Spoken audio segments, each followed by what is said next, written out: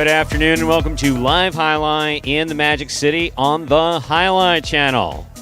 I'm Stu Nyman. As always, I'm joined by Andrew Bleckman and Tagay.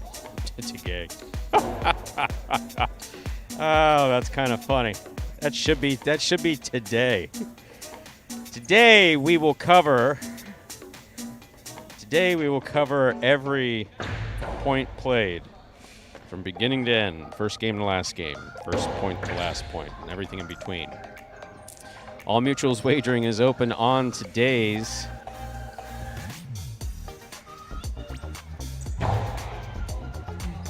eight-game performance. Each of today's 8 games will offer Win Plays Show, Quinella Exacta, and Trifecta Wagering. We also have an early pick 3 and a late pick 3. We do have one daily double that begins in game 1. If daily doubles are your thing, there is one of them in game 1. We also have the Mighty Ocho. Mighty Ocho begins in game 1 as well. Mighty Ocho is a pick 8 wager. Correctly pick the winners of games 1 through 8. There's $5,000 for it. Wow, just today. Would have thought that I celebrated last night, and I didn't.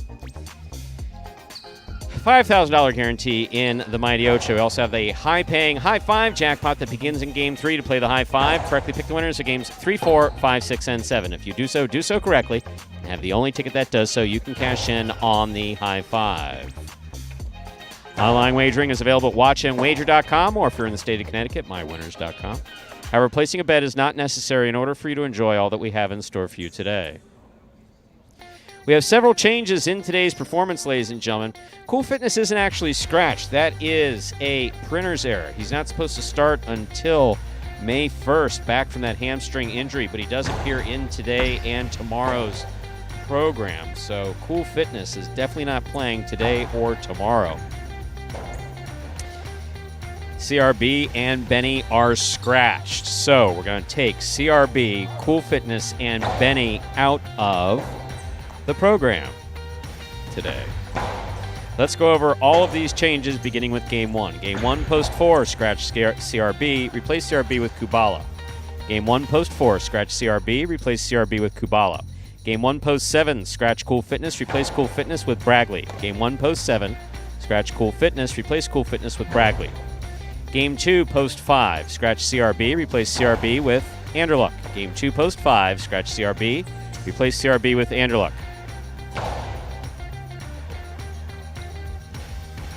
Game 2, Post 6, scratch Cool Fitness, replace Cool Fitness with Ben.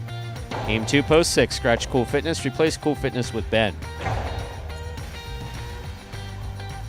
No scratches or changes in Game 3. Game 4, Post 3, scratch Benny, replace Benny with Julin. Game 4, Post 3, scratch Benny, replace Benny with Julin. Game 5, Post 1. In the front court, scratch CRB, replace CRB with Bueno. Game 5, Post 1, scratch CRB, replace CRB with Bueno. Game 5, Post 4, scratch Benny, replace Benny with a Rats. Game 5, Post 4, scratch Benny, replace Benny with a Rats. No scratches in Game 6. Game 7, Post 5, scratch CRB, replace CRB with Anderluck. Game 7, Post 5, scratch CRB, replace CRB with Anderluck. Game 8, Post 1, scratch Benny, replace Benny with Carballo. Game 8, Post 1, scratch Benny, and replace Benny with Carballo. That's a complete rundown of all the scratches and changes for today's performance. As always, we apologize for these changes. Sometimes it's unforeseen illness, sometimes it's injury, sometimes it's printer's error. One way or the other, the program will begin promptly at 1:30 p.m. Andrew, how are you? Stu, I'm doing well. Happy Patriots Day out there. Yes, the Red Sox were playing early, so Patriots Day. For those out there, it's up in the Northeast, Boston, Massachusetts. Big day out there for those folks. We got some highlight going on down here. Closed out our first doubles tournament yesterday. Ikeda and Bradley, your champions, Juice and Manu, finishing there in second place. And also our battle court finished up yesterday. Steve Smart congratulating those Cesta Cyclones on the first ever battle court championship. As we said, hopefully first of many. Those Cesta Cyclones really struggled their first 2 weeks, and then over their last 8 to 10 game days, they were just dominant. Only word to describe that team. They won 3-1. Didn't even have to go to that fifth and final match yesterday on that championship day. We'll be starting up with a new series of Highlight H2H. Similar format. Singles and doubles. Best 2 out of 3 sets up to 6 points. We will reveal some of those groups and the doubles teams coming up throughout this performance here today. Also the start of that new Pelota doubles, and we'll reveal those teams before we get into games 5 and 7 as well. And before you roll that video, like we always do, because people love that video. I know I love that video. Greetings to Steve, William, Chuck, Mo, Mr. Brown. Highlight rules.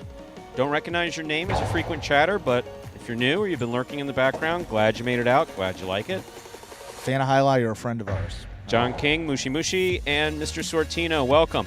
And with all those changes that I announced before, please, if people jump in the chat and say, hey, is anyone scratched? Let them know. Because I'm not doing it anymore.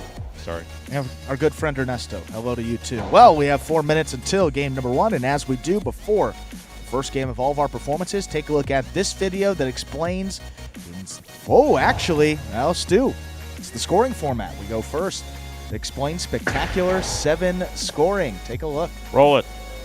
Spectacular 7 singles games are played with 8 players. Each player wears a different color jersey numbered 1 through 8 on the front. These numbers are traditionally referred to as post numbers. Post numbers are used to signify the order in which the athletes will play in a game. These numbers are also used for betting purposes. Don't be confused by the numbers on the back of our jerseys. Those are just for fun. Each game begins when the player in the post 1 red jersey serves to the player in the post 2 blue jersey. The served ball must land between the 4 and 7 lines marked on the court's side wall. If the ball lands between those lines, the serve is good and play continues until one of those 2 players wins that matchup. The player who loses the matchup exits the court and waits for his next turn at the end of the rotation. It's important to note that every game has 2 rounds. The first 7 matchups in a game make up round 1. Each matchup in round 1 is worth 1 point. Round 2 refers to all matchups that take place after the 7th and final matchup of round 1. The number of matchups in round 2 varies from game to game. And in round 2, each matchup is worth 2 points. The first player to earn 7 points wins the game. And we are back here now, 2 minutes away from game number 1. At least we got that right. Ernesto, somewhat surprised. Disagree, Ernesto. I need to think about it this way. The way that I view it, in fact, I had this conversation recently while standing at a urinal, talking to the man in charge, and just telling him how impressed I am that literally this isn't spin. This is an absolute statement of fact. If you take an amateur out of North Miami, okay, and you put him on the court with Zaria, even if they played together for a couple months, you wouldn't expect that backcourt from North Miami back in the 70s, 80s, well, maybe in the 70s, but you'd expect to catch and throw, whatever, but you'd expect Zaria to win, whatever. So if we consider that Manu, formerly playing under Leduc, is potentially top 5 backcourters in the world, easily top 10, and there's a kind of mismatch. J.R. Arasate is saying one of the top 3 backcourters in the world. And then you put Les Braggley back, Braggley and Diaz. I mean, there's a significant... Now, I know that's a hink in the Magic City program, so no, I believe that Braggley played well. I think he didn't play as well as he's capable of. I think he can play better than he did. But no, I don't think he made him look bad. I really think that's all part of the Magic City magic, to be honest with you. I was going to say, the fact that 3 of those 4 guys on the court were 2018 players, 2 of them are among the weaker players on the roster. Braggley's kind of come into his own this year. Then you put him on the court with the top player in the world. That's the whole magic of Magic City. And I think that Joseph and Manu team lost 1 or 2 sets in their entire, battle court regular season. So the fact that Diaz and Bradley team, they were 1-5. Joseph and Manu were 5-1. They got a set, forced it to that 3rd and decisive one. Pretty good performance there by those guys. Maybe a little bit outmatched. You saw that in the betting line, but they hung in there, played a good match, and Cyclones definitely deserved it. You're champions of battle court. Let's play some Pelota here, Stu. Let's get into game 1. Ladies and gentlemen, we are ready to begin our first game. It is a spectacular 7 singles match. It is played 7 points, points double after the first round of play. Serving in the red shirt of post 1 is Jed. Receiving in the blue of post 2 is Tennessee. Jed serves to start things off. We've begun. Tennessee from the forehand over the top. Scoop high on the left side of Jed. Tennessee with the catch. 2-all, too hard. That's out. Point 1. Jed first up on the board in our first game. Here is the white shirt of post 3. Juice.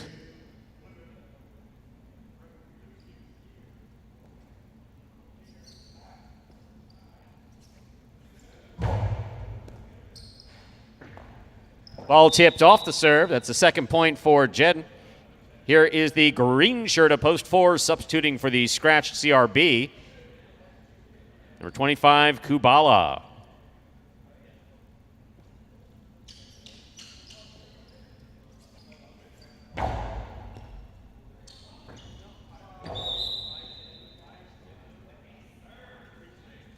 Point 1. Black shirt of post 5, Diaz receives.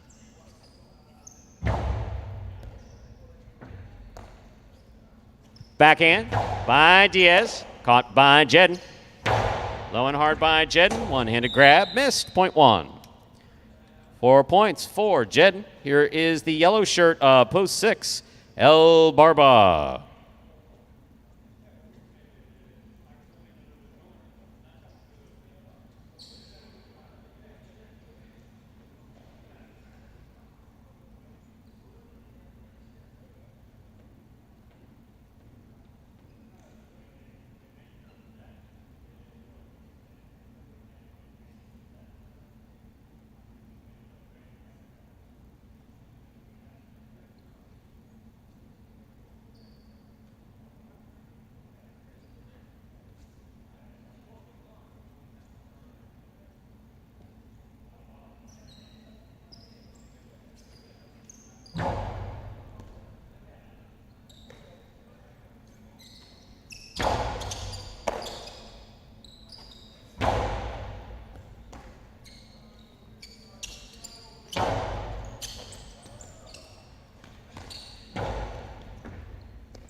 El Barba reaches out to make the catch. Hard throw to the inside. Will score. Point 6.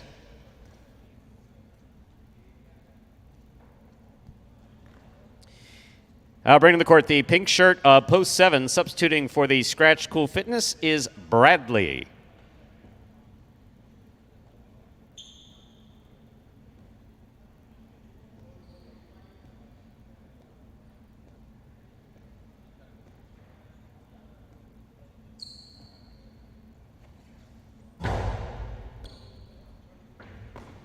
Bradley on the forehand, deep in the corner, powerful right side. Here's El Barba. Catch by Bradley at the 6th line, blows it to the inside, where it scores on the second bounce. Point 7. Now receiving, purple shirt of post 8 to complete the first round of play. Here's Anderluck.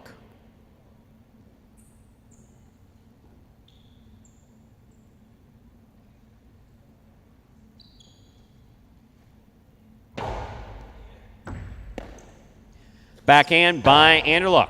Catch by Bradley. Powerful backhand by Bradley.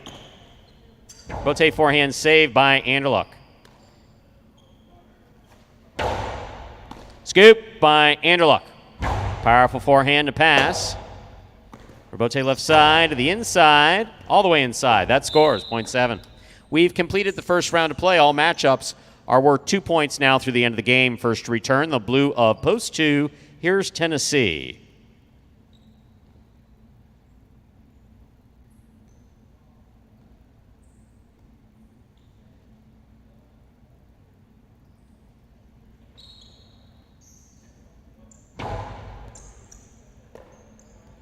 Backhand by Tennessee.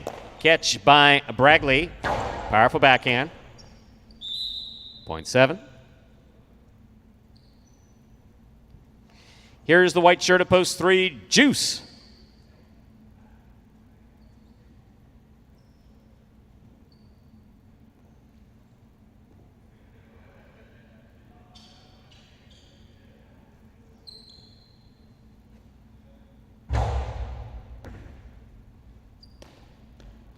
Juice from the forehand, low and hard. Caught by Bragley. Backhand. Rebote left side. Caught by Bragley at the 9 line. Blasts it to the inside. Juice for the rebote. He makes the save. He's up. Bragley from the outside at the 8 line. Drop shot. Well, not really a drop shot. Hard throw to the inside. Rebote forehand save by Bragley. Here's Juice. Bragley midcourt. Hard throw to the inside. Rebote for Juice. Takes it on the left side. Hooks into the pad. And the pad is bad. Point 7. Possible game point for the pink shirt of post 7. Bradley. Trying to stop him. Kubala.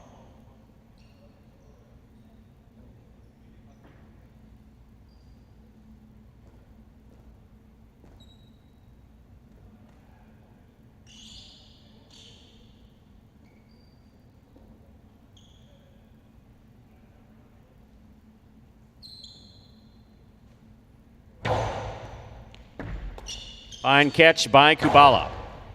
Here's Bragley. Backhand. Backhand.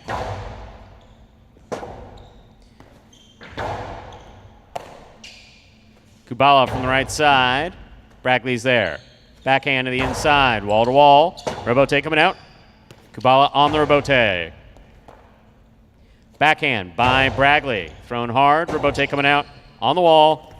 Hooked. Point and a perfect game, ladies and gentlemen, for the pink shirt of post 7, Bragley. 1 places, 6 shows. Unofficial order finish 7-1-6. Prices will be up in a moment. If somebody 5 years ago told me that I was going to be playing professional highlight, I'd be like, what are you talking about? The most frustrating aspect of the sport is the fact that you could probably play your ass off, and because of the component of chance in the sport, you could still lose. For me, the biggest motivator, I would say, is my son, because he comes out here, sees my games, and he looks up to me as like, oh, daddy, my daddy plays highlight, and I just want to make sure I come out here, make sure I make him proud. And my goal from day one is just, come out on top. And so just doing what I can to make that happen. And there is Bradley. Talking about him in that pregame before we started game number 1. He picks up his 9th win, substituting in that first game, placing the printer's error there with Cool Fitness. Gets it done. And wow, look at that win price on a guy like Bradley there, $22.40. He ran it out perfect. Didn't have to sweat that one much either.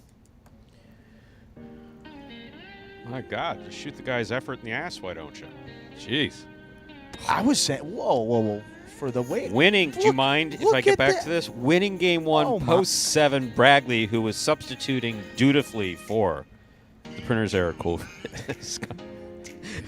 Jed comes in second, post 1. Had a nice run there at the beginning. Coming in third, post 6, El Barba.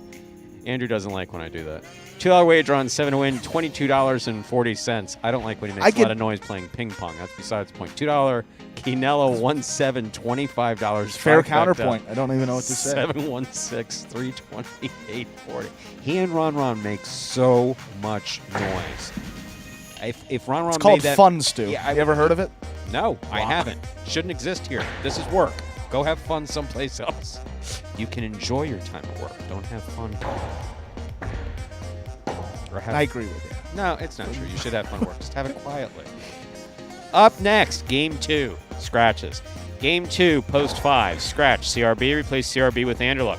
Game 2, Post 5, Scratch, CRB, replace CRB with Anderluck. Game 2, Post 6, Scratch, Cool Fitness, replace Cool Fitness with Ben. Game 2, Post 6, Scratch, Cool Fitness, replace Cool Fitness with Ben. Post time for Game 2 is now 7 minutes away. Good luck.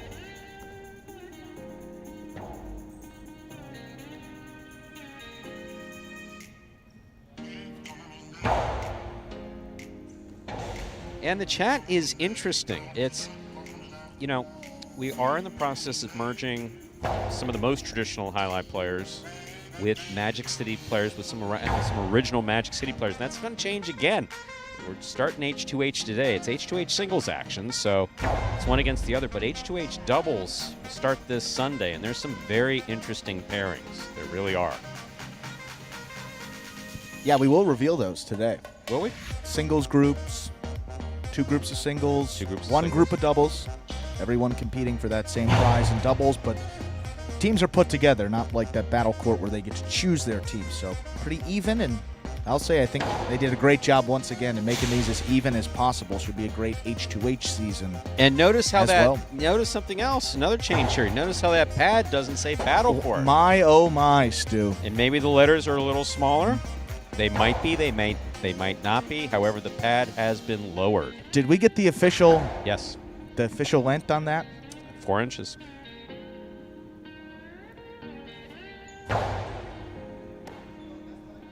Keep it appropriate. Well, we have about 5 minutes to go until game number 2. And as we do before our second game, we got this video that explains for any new fans how the sport of highlight is played. The main rule of highlight is simple. Players must catch and return the ball in one fluid motion. Sounds easy enough, right?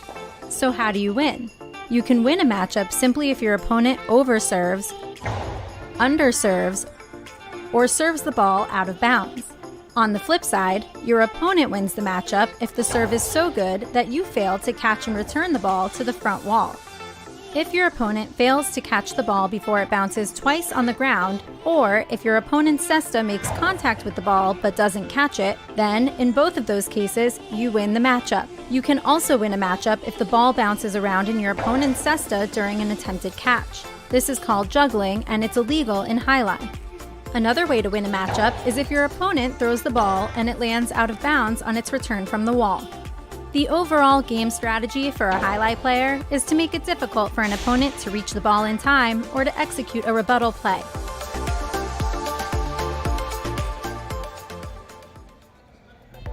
And we are back here now, 4 minutes away from game number 2. Yeah, maybe we can get a look at that pad. I don't. Ron, Director Ron. Anthony, can we get a close-up of the pad? I think that may be Ron, if he can do that. We got a. Oh, here we go. Now look at the slow zoom. So yeah, I mean, realistically, to notice that there's look at that. 4 inches. I mean, you're really not going to be able to tell from there, but that is 4 inches have been. So, what does that mean to the viewer who's not familiar with Magic City? It means that there's more potential to do things with a dangerously low serve, which I'm a little paranoid about myself, but we'll see what happens. But no, some of those kill shots, so the drop shots, a Dejada, for instance. You could throw a Dejada a lot softer, not risk hitting the pad, and one that your opponent has a lot less likelihood of trying to get. The Philo, so the outside placement from both the forehand, primarily from the left side. The left side 2-wall is really, a lot of those left side 2-walls have had a habit of dropping down and catching the pad. So left side 2-walls. So realistically, we should see quite a few more successful shots, especially those coming off the left side. However, what Jedden just threw, even though you only saw him throwing it from that forward angle, is he threw a soft Cortado, which is what I've been telling people to throw for a long time. So, does anyone listen to that advice? Or a couple people have. The last time that I really practiced, which was 2019, I believe it was. Yeah, it was JR and I played together. The soft Cortado show from Stu? It was the soft course, and I scored on 7 straight, and I was like, what aren't you guys what aren't you guys it's like, getting? how am I beating you guys? Yeah, it's like I'm going to throw this every time. It's like, stop standing there. Stop standing there. Move up. Yes. That's funny. I never knew that story. That's pretty good, though. And again, a couple subs here in this second game. Printer's there with Cool Fitness post 6. Replace him with Ben. Scratch CRB in post 5. Replace him with Anderluck. Anderluck for CRB, Ben for Cool Fitness. And Para C was asking about El Barba. El Barba came in third in game 1. That's that's a show. I think that's a point for Prize Picks. 1 point. 1 point for Prize Picks. It's better than a negative 1 point for off the board. So there you go.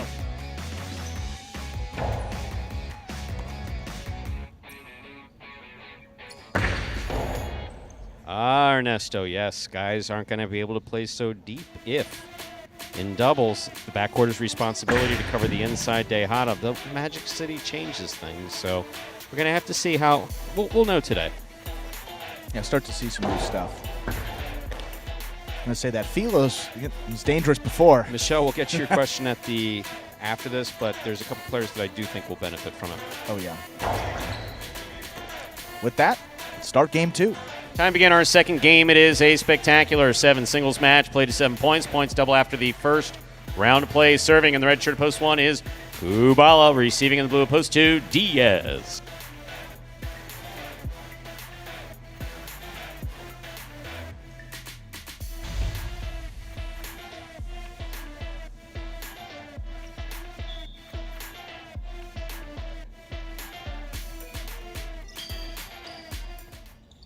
There's the serve. We begin.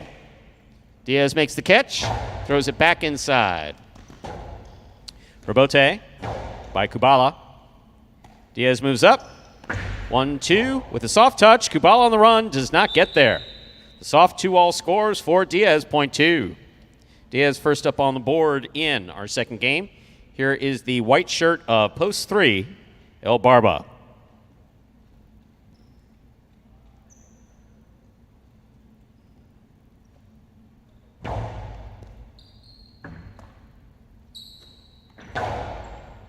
Catch by Diaz, drop by Diaz, point 3. Here is the green shirt of post 4, worn by Tennessee.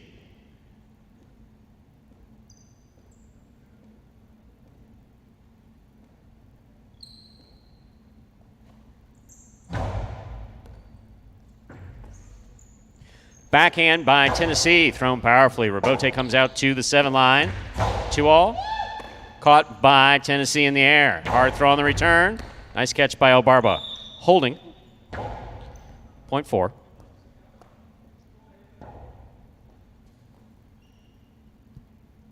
Here's a black shirt at post 5. Anderluck.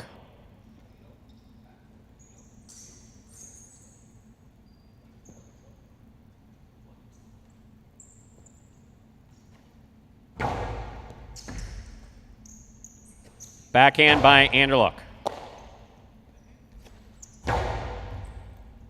That ball touched the overhead screen, which is out of play. Point 5.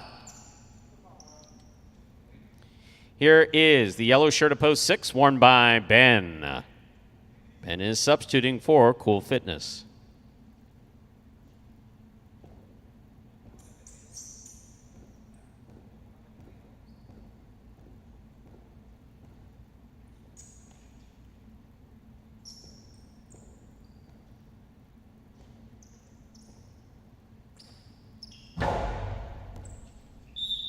Over serve. Ball must land between the 4 and 7 line. That pass, that point goes to Ben in the 6 post.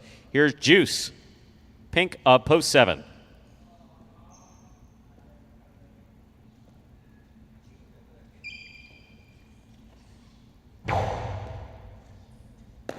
Juice put on the afterburners to get to that one.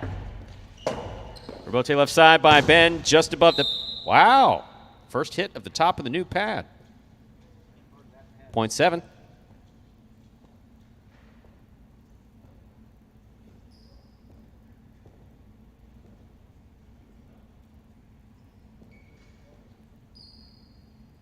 Jedden receives. Purple post 8.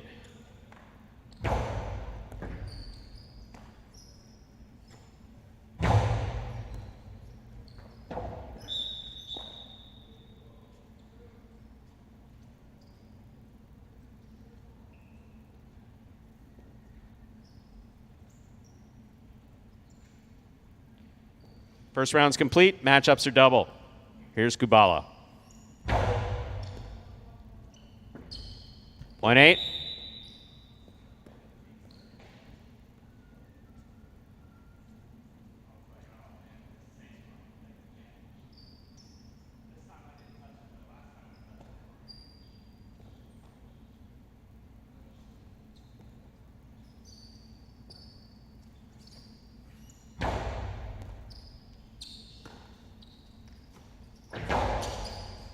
Catch by Jedden. Diaz makes the catch on the forehand. Low and hard. Cortado scoring on the second bounce.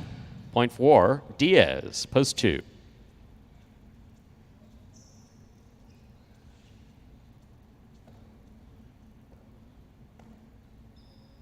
Here's the white shirt at post 3, El Barba.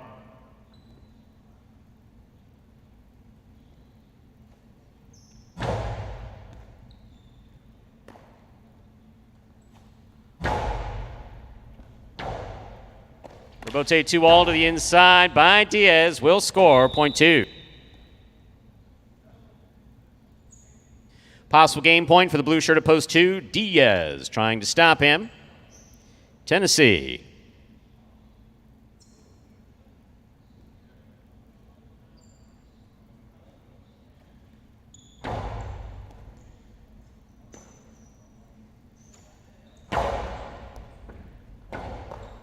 Point 4. Black shirt at post 5 receives. As play continues, here's Anderluck.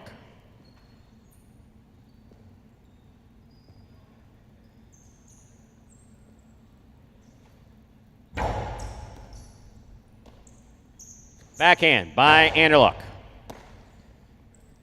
Backhand by Tennessee.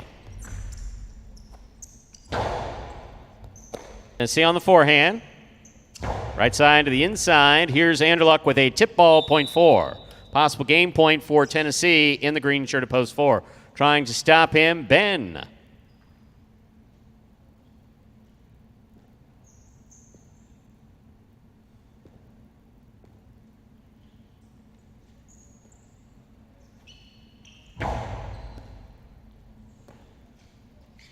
Backhand by Ben.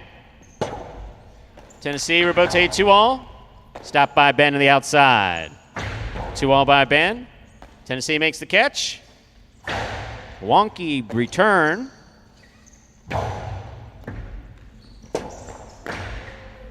Great effort by Tennessee to try to get there. Looked like it hurt. Point 6.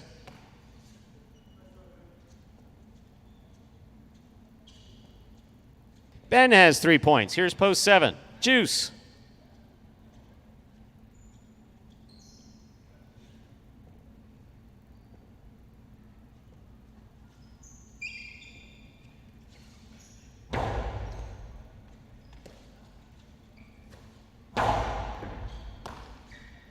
Backhand by Ben.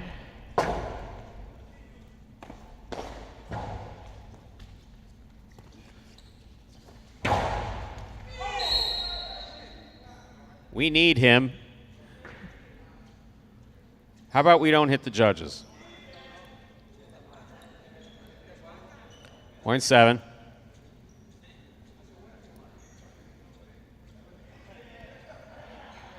You all right? All right, Jairo. Red at post 1, Kubala.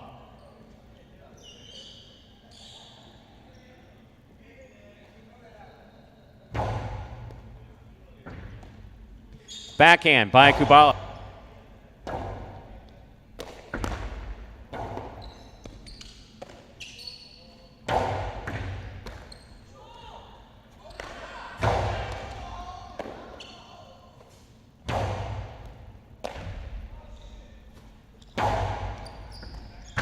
Good catch by Kubala. There's the backhand. Here's Juice from the 7 line. Backhand. Rebote coming out to the 7 line. Here's Juice. Cortado by Juice into the pad, and the pad is bad. Point 1. Kubala on the board with 2 points. Backhand receiving, Jedden.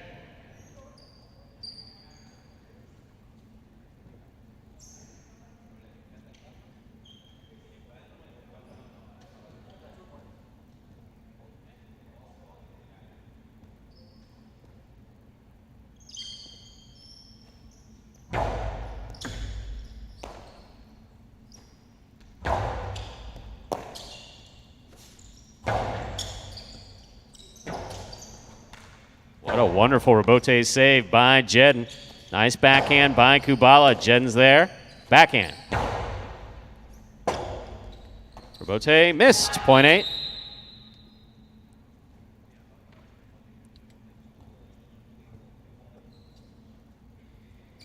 Possible game point for Jedden. Trying to stop him, El Barba.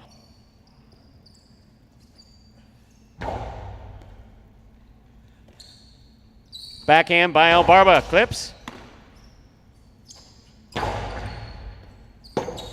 Rebote by El Barba. It's a 2-all. It lands out. Point in game. Post 8. Jedden. 8 wins it. 2 serves to 4. This is for second and third.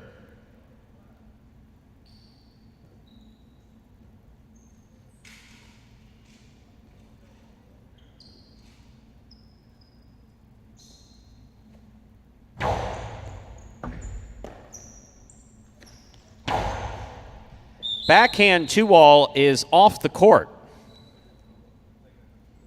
That wasn't a 2-all, right? Yeah, no. Backhand outside, whatever you did, didn't work. Point in a second place for Diaz. Post 2, 4 comes in third. Unofficial, Manu does that. You don't. Unofficial order finish, 8-2-4.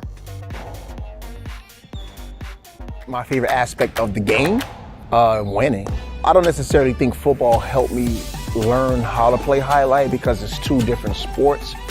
But what football did was give me the discipline to come in every single day and work on my craft. Highlight is probably the most frustrating sport because you want to perfect everything.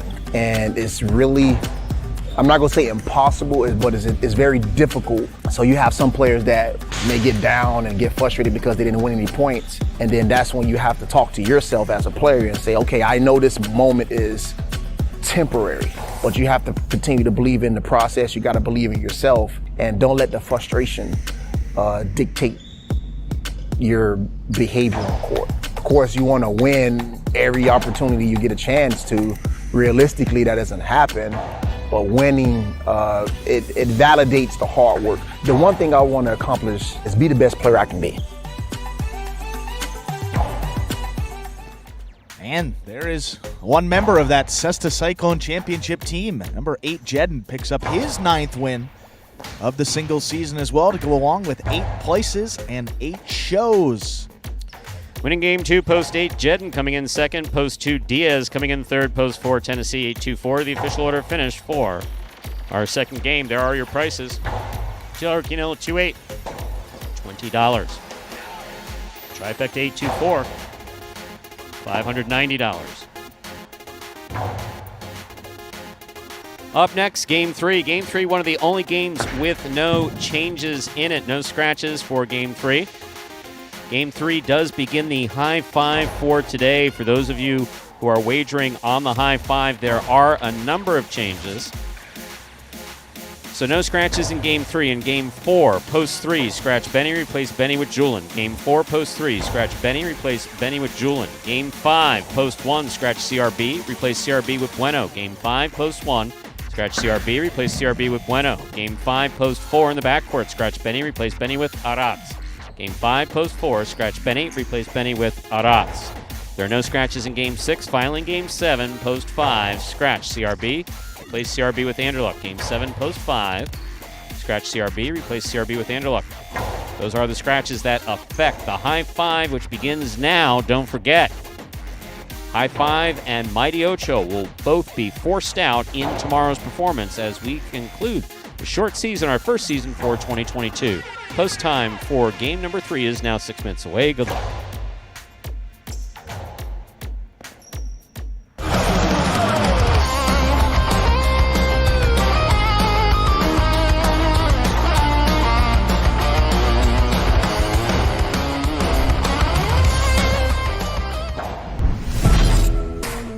Plays it up. Caught by Carballo. Soft touch by Carballo. Not soft enough. Ron right up the middle. Carballo's there. Carballo to the inside. Tough rebote saved by Ron. That was beautiful.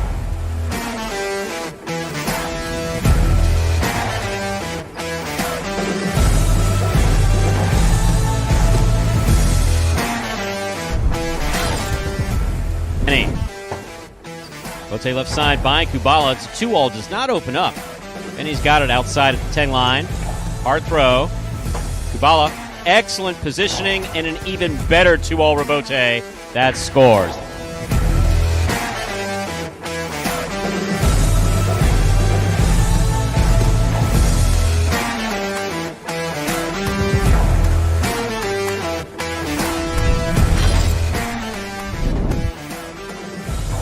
Diaz makes the catch.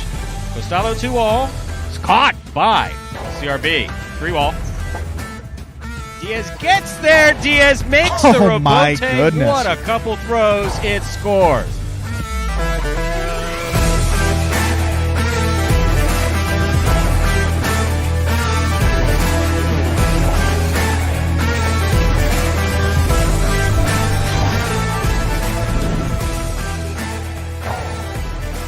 El Barba from the 9 line. Scoop by Tennessee. Tennessee blasts it to the inside. El Barba putting everything on that. That was beautiful.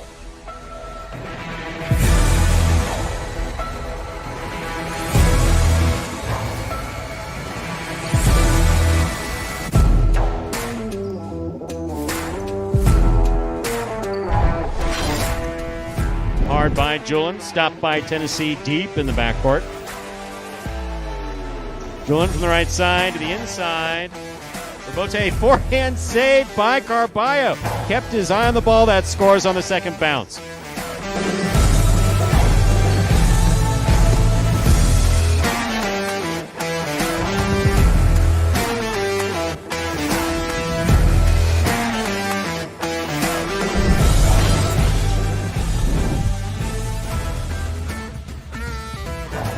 Backhand by Bueno. Wow. I don't know that he meant it to throw that perfect, but that was perfect.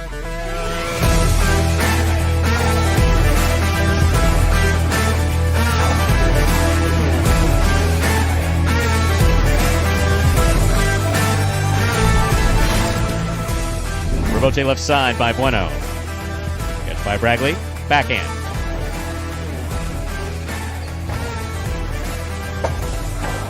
Bragley, 2-all save with a light touch. Lands in and scores. Well played, point 2.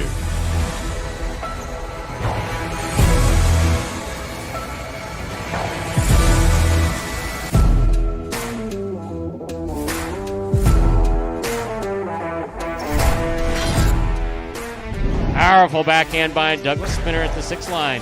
Turns the rebote. Catch by Douglas. Split placement. Spinner read it, stopped it, returns it. Nice and hard. Douglas on the diving rebote save. That was beautiful.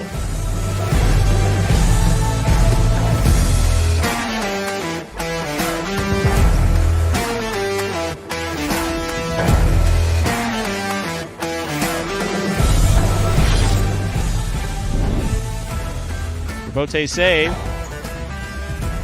El Barba's there. Powerful backhand. Rebote coming all the way out. Rebote. Tejada. By Carballo scores. Well thrown.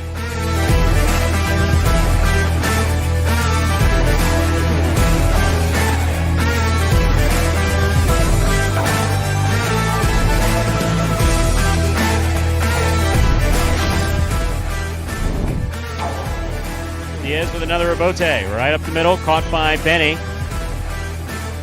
Catch by Douglas. Douglas rifles this ball. My goodness. That was amazing.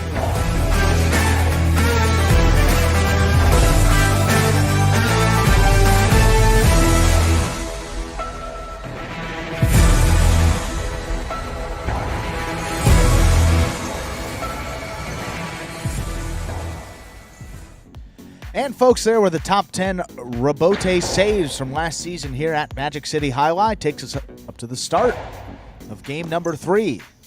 And that high five for today. Jackpot's looking at right around $4,000 if somebody will hit it. Just over. That's right. Carryover jackpot, $3,323.60 plus all that's wagered into it today. Not hit today will be forced out tomorrow in a mandatory payout. We're ready to begin game number 3. It is a spectacular 7 singles match. Played at 7 points. Points doubling after the first round of play. Serving in the red shirt post 1 is Ben. Receiving the blue post 2, Anderluck.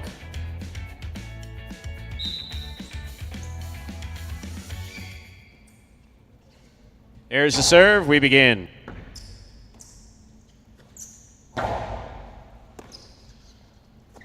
Backhand by Ben. Rebote forehand by Anderluck. He makes a save. Light touch, real light touch. That scores. Point 2.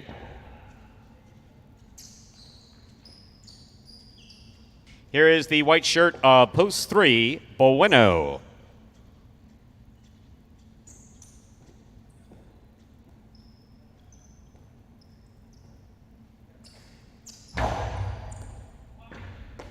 Excellent serve by Anderluck. Nice catch and return by Bueno. Here's Anderluck. Backhand.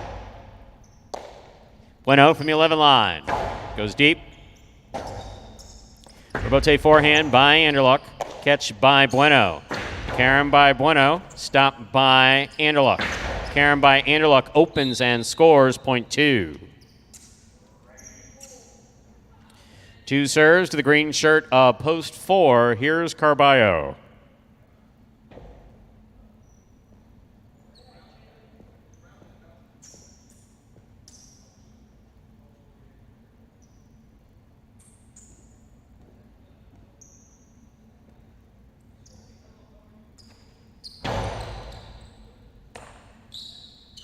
Powerful forehand by Carballo. Scoop attempt tipped, point 4.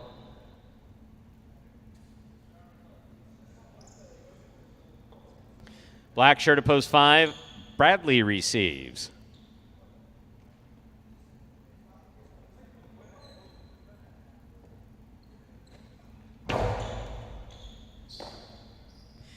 Big backhand by Bradley. Rebote forehand by Carballo. Powerful forehand by Carballo, caught and dropped by Bradley, point 4. 4 on the board with 2 points. Here's the yellow shirt of post 6, worn by Ikeda.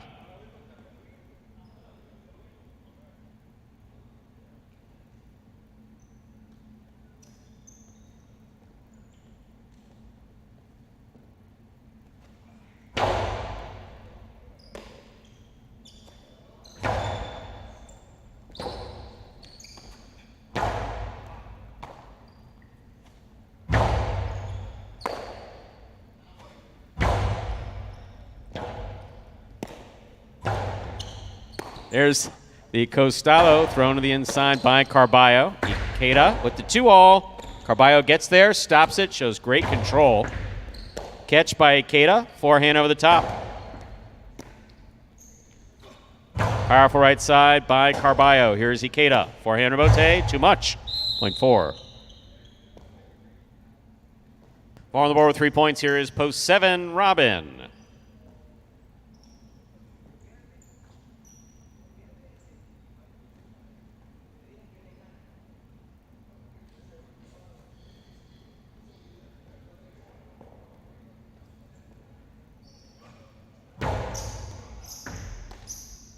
Backhand by Robin. Rebote forehand by Carballo. Scores, point 4. 4 on the board with 4 points. And now making his singles debut for 2022, post 8, Ron.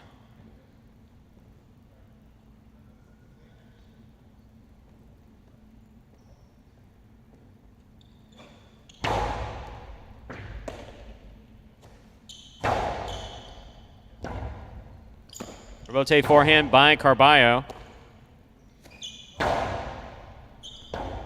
Rebote forehand by Carballo again. Ron on the forehand. Carballo from the 10 line. Powerful forehand. Touch the overhead screen. That's out of play.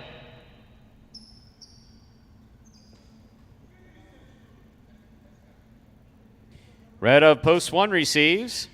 Here's Ben. We've completed the first round of play. All matchups are worth 2 points now through the end of the game.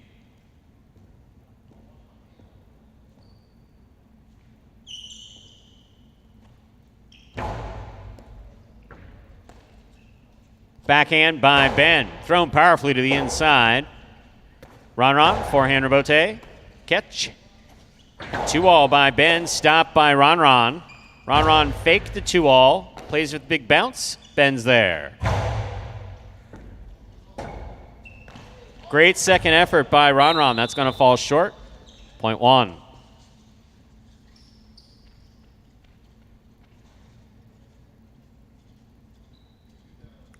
In this matchup, Ben will serve to Bueno in the white of post 3.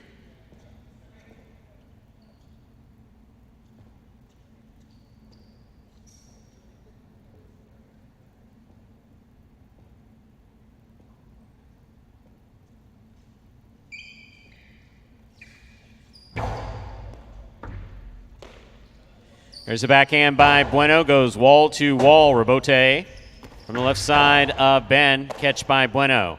Bueno from the forehand to the inside. Powerful forehand. Rebote left side by Ben. Lands out. Point 3. In this matchup, Bueno serves to Anderluck, who returns in the blue of post 2.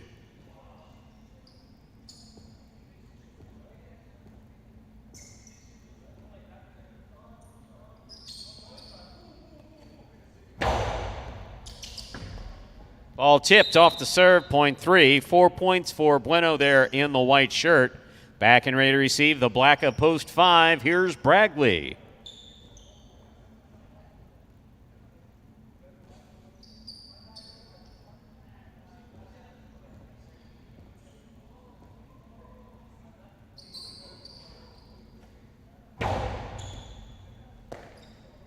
Backhand by Bragley. Catch by Bueno. Bueno goes deep from the left side. Here's Bragley midcourt with a hop.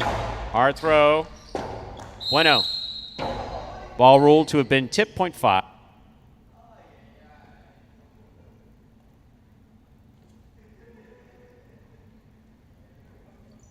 Yellow shirt of post 6 receives. Here's Ikeda.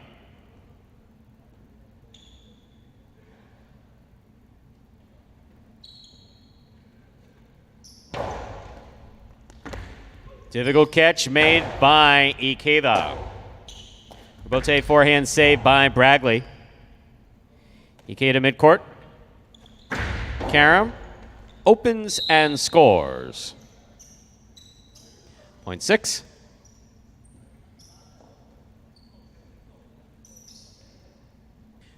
Back and receiving, pink up post 7, Robin.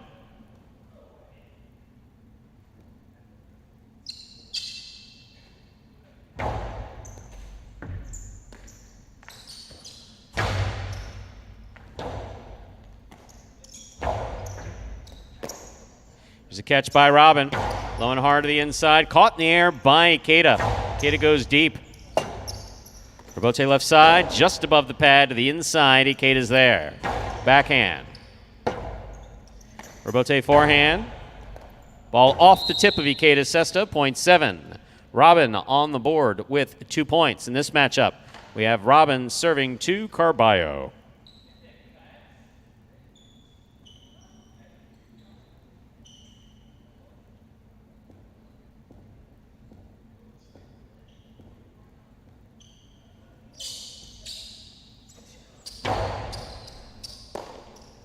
Backhand by Carballo. Catch by Robin. Robin going for the carom. Missed it. Point 4. Possible game point for the green shirt of post 4. Carballo trying to stop him. Ron.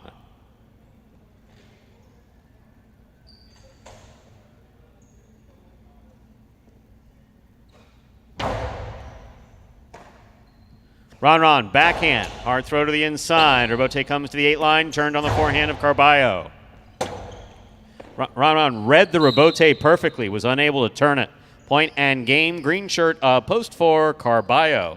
4 wins it 3 places. 1, 2, 5, 6, and 7 playoff for 3rd place. 1 first serves to 2.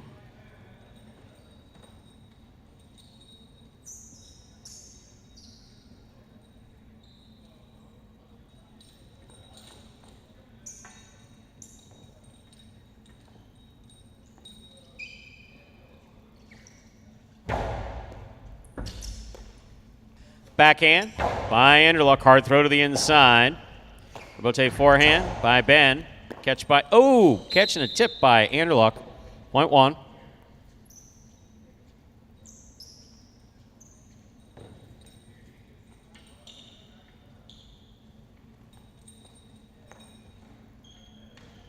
One serves to post 5, Bragley.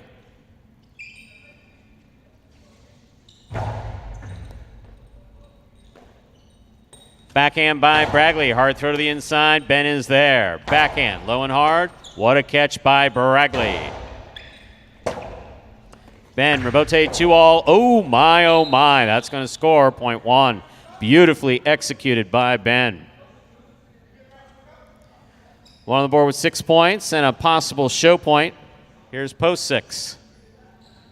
Ikeda.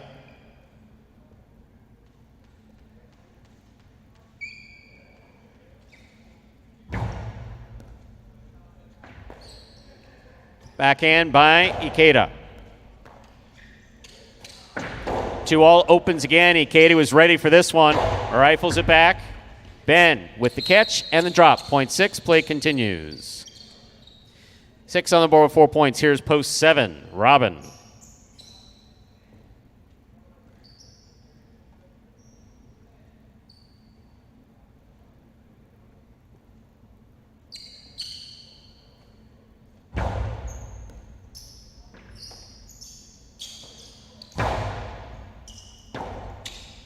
Rebote forehand by Ikeda. Fine catch. And a nice return by Robin. Rebote forehand by Ikeda. Robin's there. Backhand 2-all caught in the air by Ikeda. Ikeda's carom opens up and scores. Point 6. Possible show point for post 6. Ikeda trying to stop him and a look.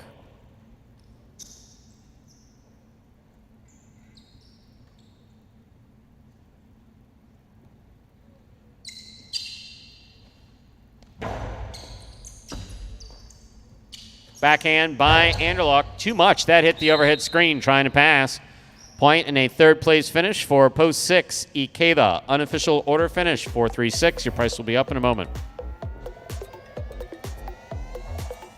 My goal going into this season is probably just playing a little bit more calmer. And also another thing I want to work on is not beating myself. Just do simple better. Just catch the ball, throw the ball one more time than my opponent. And don't make any unforced errors. I have a mantra that I tell myself all the time where if you're not getting better, you're getting worse. That's literally what it comes down to. Honestly, my favorite thing about highlight is just the speed of the sport. My intensity, on a scale of 1 to 10, I think it's about 2,000. And there he is again. That is Carballo. Yet another win there in these middle games. Wow, number 18 on the season. He has opened up a 3-game lead over Bueno and Gocheri, who are now tied at 15 wins for second place, and all the way down there in fourth, you got Ikeda with 11 wins. So top 3 starting to separate themselves from the pack here at this stage in the season. Official result 4-3-6. Carballo came in first. Bueno comes in second. Ikeda comes in third. 4-3-6. Official order finish for Game 3. $2 Keenan 3-4. 22-20. Trifecta 4-3-6. 3-24-20. First number in today's high five, the number 4. Up next, Game 4, Spectacular 7 scoring. There is a scratch, Game 4, Post 3.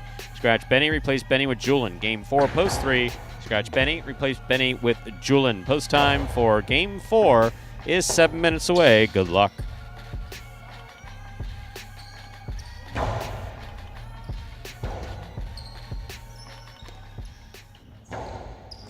You're a sportsman, aren't you? Sort of. You like highlight?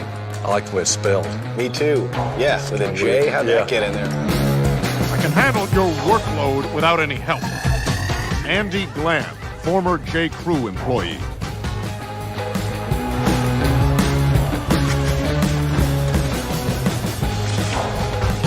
Dr. Dante Octavarius, seahorse breeder. Oh, the kid is hot tonight. He better be. I got him wheeled in the trifecta. Shunk Dunkirk, incontinent highlight instructor. Incontinent highlight instructor? Incontinent highlight instructor. All right, I'm calling it. I'm trying out a new persona. I'm club owner and highlight enthusiast, Barry Mexico. What a fun and lazy character name. Was it your first thought? You know it.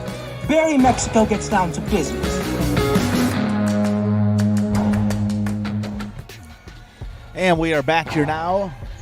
About a full 6 minutes until game number 4. Wow. So anyway, not lots of questions. So let's talk about the overhead screen first.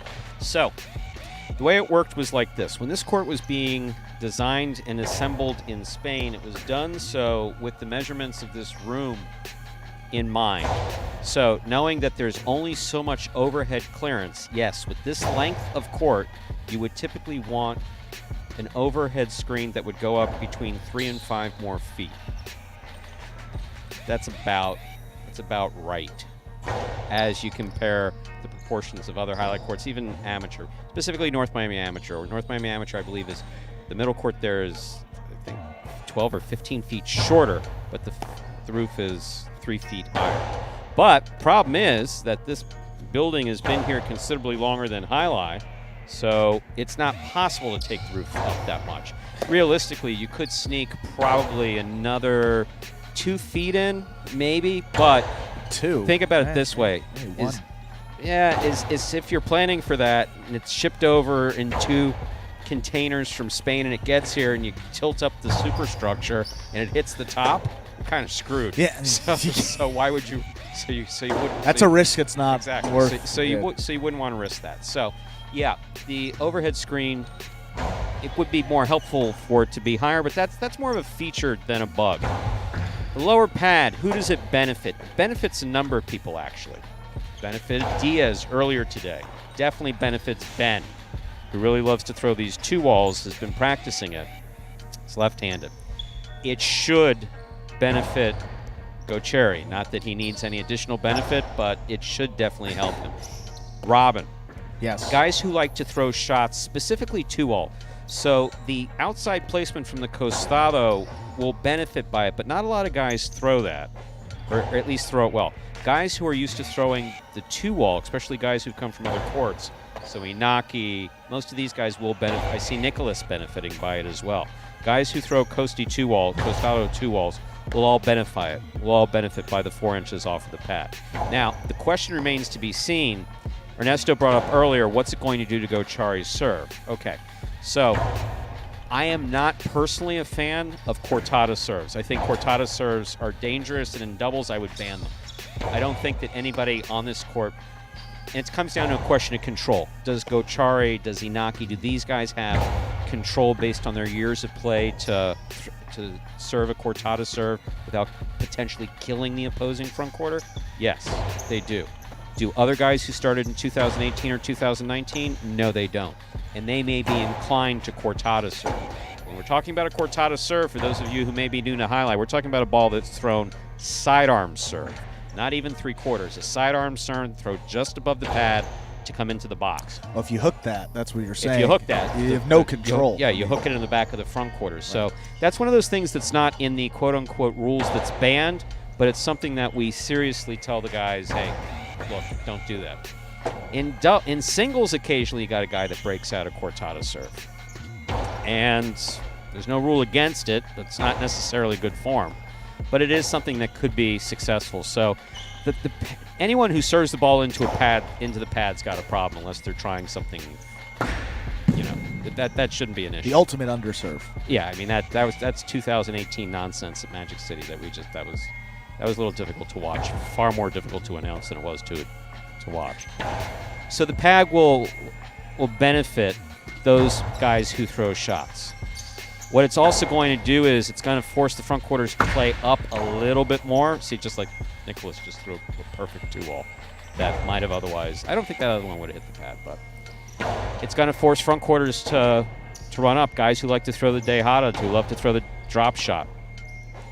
Jedden, for instance. Jedden's a 2018 Magic City player. Right. He's got a particularly good Dejada. Diaz got away from throwing the Dejada because he threw a few too many in there. So it's going to be an advantage to those guys who throw shots, and it's going to make a little bit more work for both the front quarters and back quarters. So back quarters probably can't play as far back as some would have liked to before, so front quarters moving up a little more, back quarters have to move up a little more. Maybe some more rebotes. Getting the ball over, passing, those back quarters. All new features here with that pad. But we saw that one carom by Ikeda that you kind of noted to me. It's like that one right there, perfect example. One yesterday, probably wouldn't have scored today. Yep. Just a perfectly executed kill shot. Oh, and also soft Cortados. We've been talking about that for a long time. Soft Cortados and soft 2-walls. A Coasty 2-wall as far back as some of these opponents, as far as some of these opponents are. With that, time to begin Game 4. It is a spectacular 7 singles match. It's played at 7 points, and points will double after the first round of play. Serving in the red shirt of post 1, Kubala. Receiving in the blue of post 2, Bradley.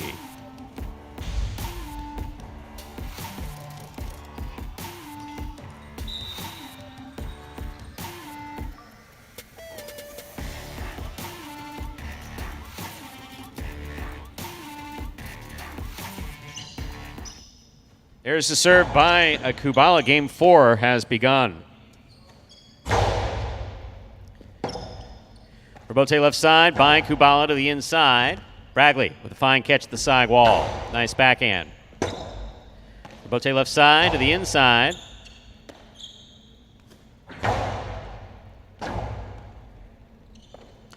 Kubala gets there, turns it 2-all. Bradley had his eye on it, just unable to make the play, point 1. First point of the 4th game goes to Kubala. In this matchup, he serves to the white shirt of post 3. Substituting for the scratched Benny is number 16, Julin.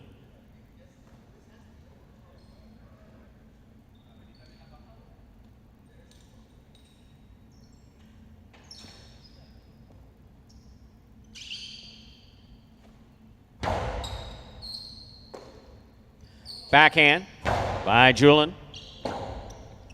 Rebote forehand by Kubala. Catch by Julin at the 9 line. Low and hard to the inside. Rebote left side by Kubala.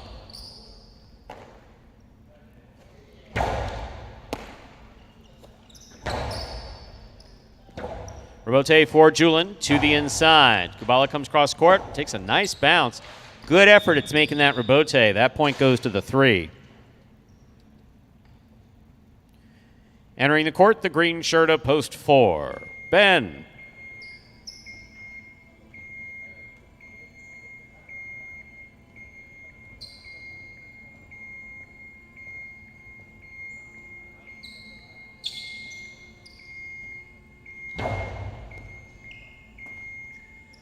Backhand by Ben.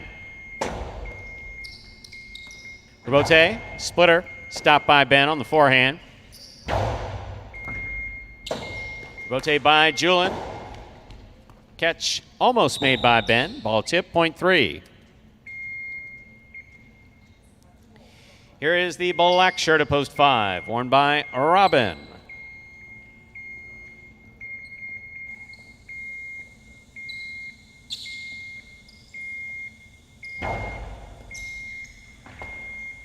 Backhand by Robin. Catch by Julin. Julin rather hard to the inside. Robin on the rebote. Robin going for a 2-all that did not work, point 3. They're on the board with 3 points. Here is post 6. Bueno.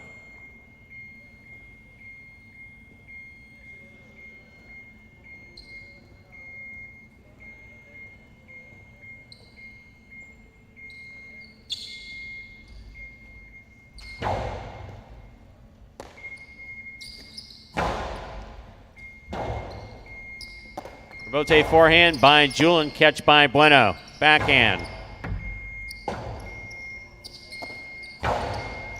Bueno on the catch. Bueno with missed ball, point 3. 4 points for Julin in the white of post 3. Now receiving, Nicholas.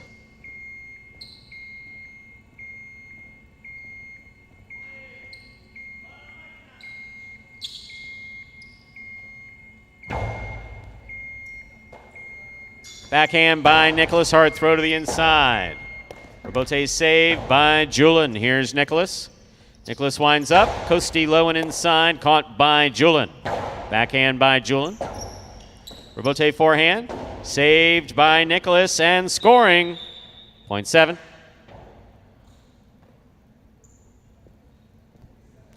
Here now to complete the first round and receive, wearing the purple shirt at post 8, number 12, Ron.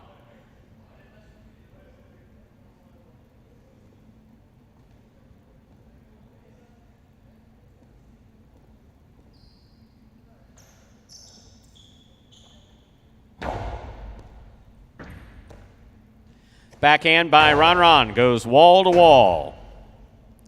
Rebote forehand. Catch by Ron and a drop by Ron there at the 9 line. 0.7.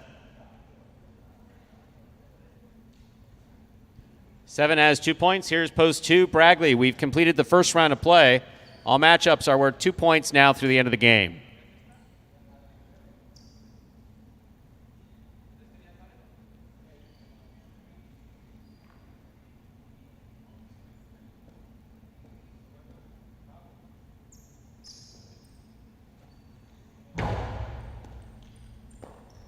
Ball tipped, 0.7. 4 points for Nicholas.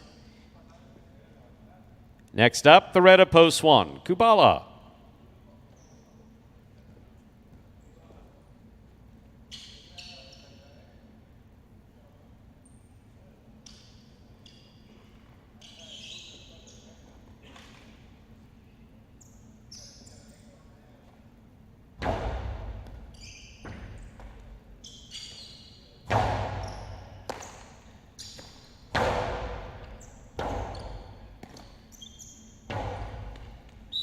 Point 7.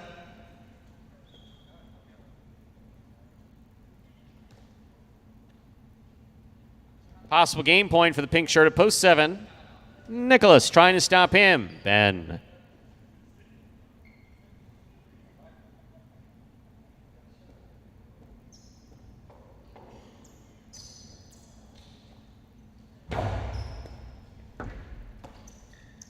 Backhand by Ben.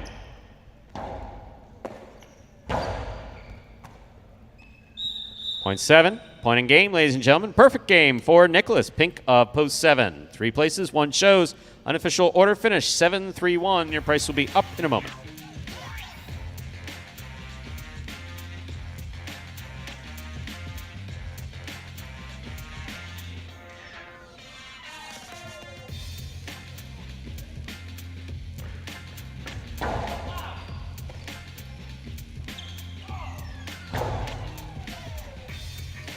Winning game for post 7, Nicholas taking second, post 3, Julin. Substituting for Benny, coming in third, post 1, Kubala. 7-3-1, the official order finish for our 4th game. Area price is $2 Quinella 3-7, 34.20, trifecta 7-3-1, 205.80, $2 wager on 7 to win, 15.20. Up next, ladies and gentlemen, is game number 5. It is a spectacular 7 doubles match. Played 7 points. Points double after the first round of play. There are 2 scratches in game 5. Game 5, post 1, scratch CRB, replace CRB with Bueno. Game 5, post 1, scratch CRB, replace CRB with Bueno. Game 5, post 4, scratch Benny, replace Benny with Arats. Game 5, post 4, scratch Benny, replace Benny with Arats. Post time for game number 5 is now just 6 minutes away. Good luck.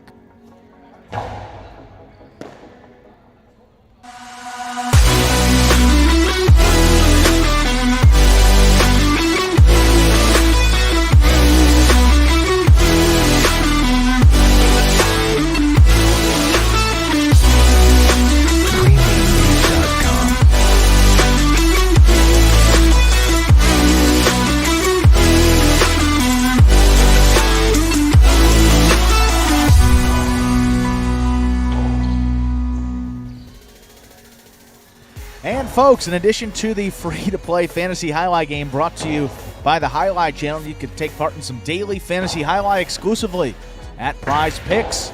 They are one of the leaders in daily fantasy sports, and you can take advantage of their special incentives for signing up right now. All you have to do, go to prizepicks.com and type HI, that is J-A-I, into the referral code field when you do sign up.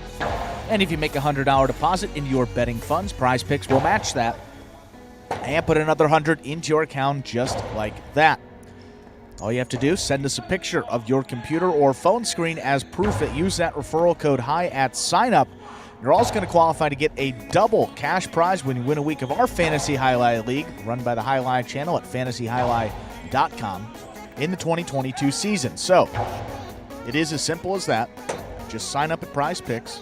Use that referral code HI when you do so. Most importantly, Stu, make sure to take a picture of the sign-up page where we can see the referral code field with the word HIGH typed in. That's going to be the screen before you click to submit your sign-up.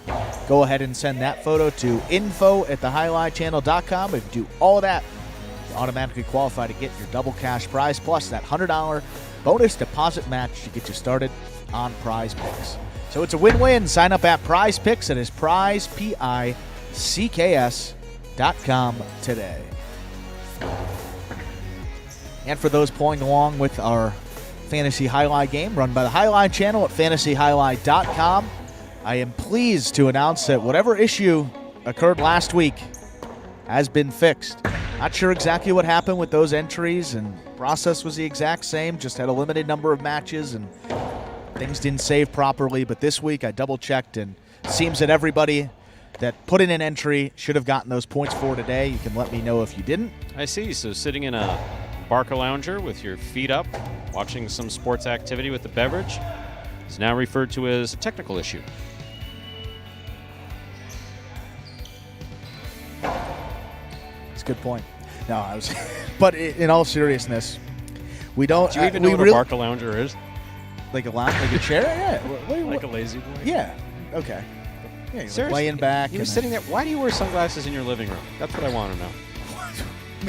You can adjust the light. Me? Yes. We were the third time we were I've on said FaceTime, and I was like, hey, I'm getting a lot of complaints about this. And you're like, about what? And I was like, where are you right now? He said, I'm in my living room. I'm watching sports on one of my 3 big screen TV. Jeeves is fixing me a cocktail. And you were all leaned back. And I was like, wow, life must be great for you. I mean, it was a rough day playing golf. I get that, but, you know. Adds up. For the record, but Andrew is one of the nicest people that I know, and picking on him is sometimes fun because he doesn't know he literally does not know what I'm going to say. I'm a good guy to mess with because, like today, when the players stole my coffee, what did I say? Nothing. Well, you know what I told you. What did you? I want to know what happened because I saw them.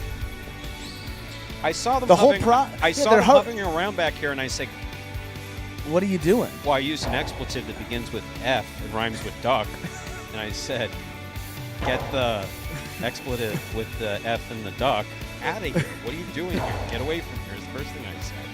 And it was one of those things where I couldn't tell if it was like you got for everyone or you just got for yourself, so I really wasn't sure.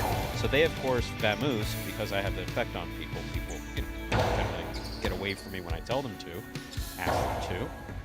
And then you had no coffee, and then I felt bad about that. And then Carballo, who's a nice guy, was like, hey, I'll go get you coffee. It's like, sorry, man, it's 12:30, it's 12:42.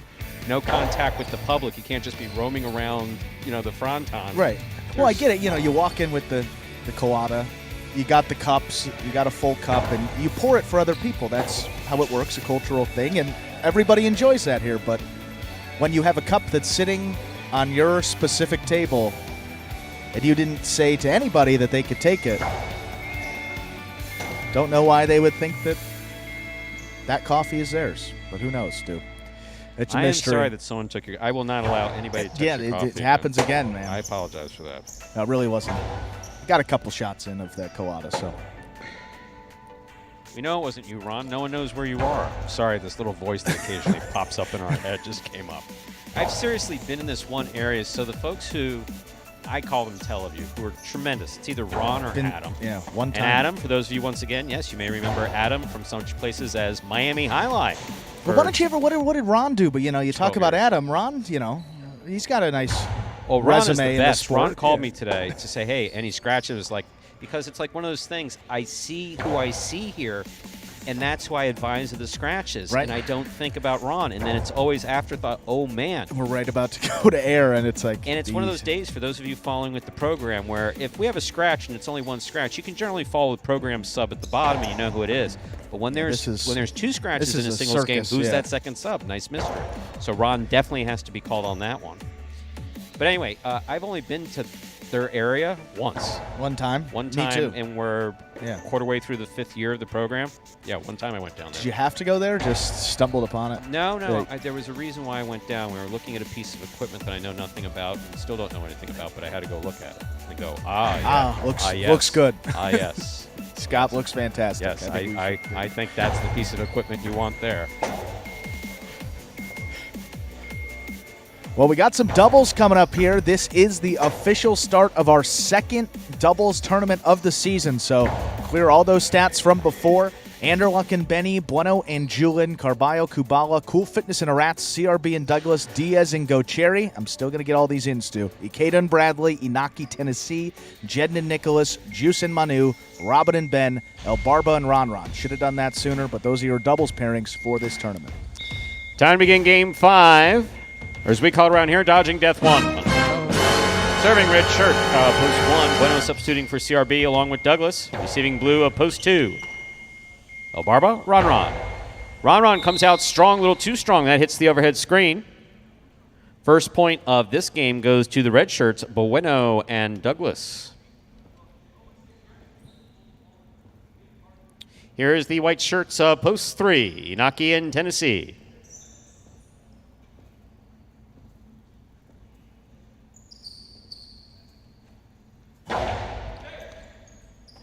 Tennessee on the left side, backhand to the inside. Here's Douglas, backhand, thrown powerfully.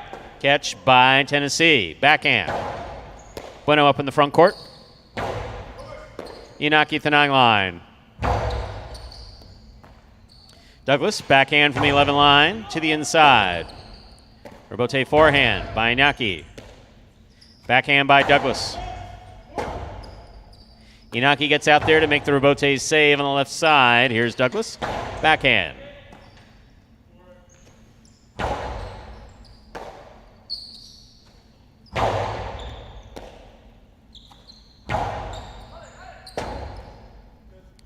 Rebote forehand by Bueno, caught by Inaki. That ball is on the wall. That's a beautiful catch by Douglas. Here's Tennessee. Tennessee from the forehand. Catch by Bueno, backhand. Tennessee, left side from the 12 line. Clips, caught by Bueno in the front court.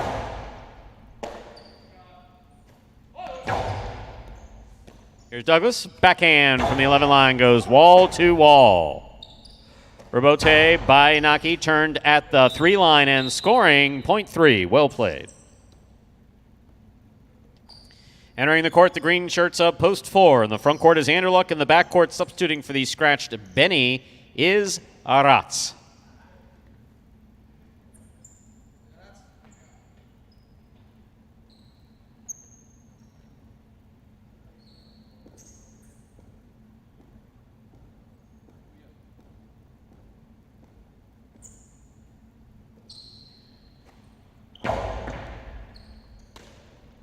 Backhand by Arats.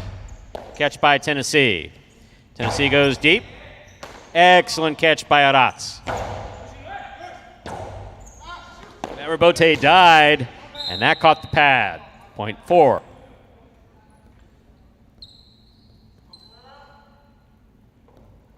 Black shirts up post 5 receive. Juice and Manu.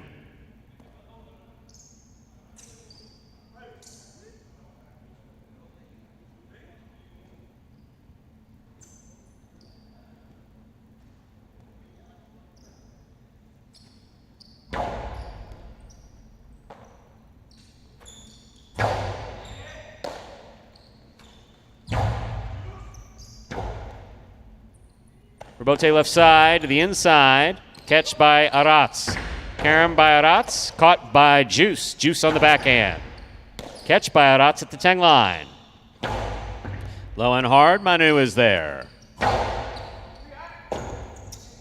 Rebote forehand. Saved. That caught the pad. Any part of the pad is bad. Point 5.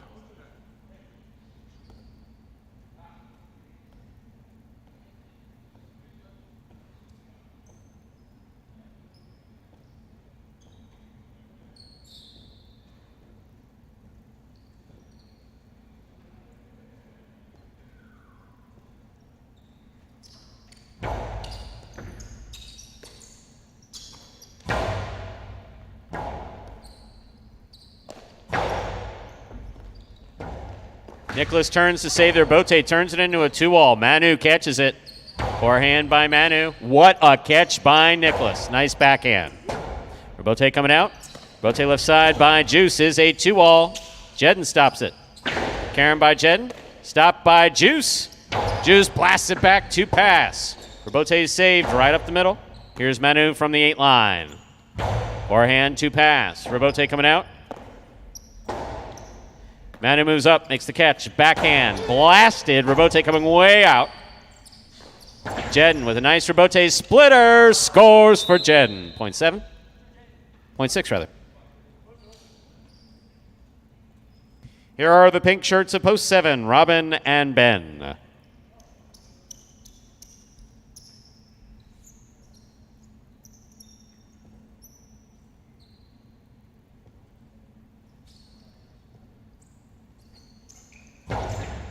Robin picks a serve. Costi splitter scores 0.7.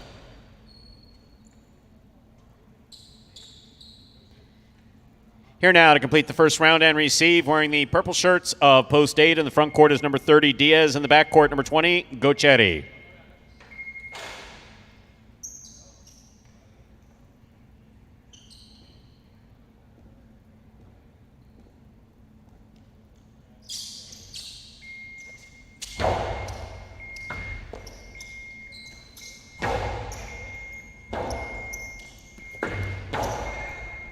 Catch by Diaz. Costi by Diaz, 2-all. Opened up wide and scored. That was a beautiful Costi. 0.8.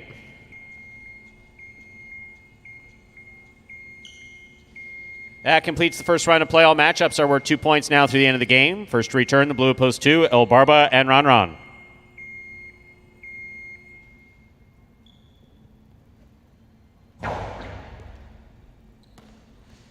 Backhand by Ron. Gochetti from the 12 line. Robote coming out. Abarbo with a missed Robote, 0.8. 3 points for the 8 team in this matchup. We have Diaz serving 2. The red of post 1, Bueno and Douglas.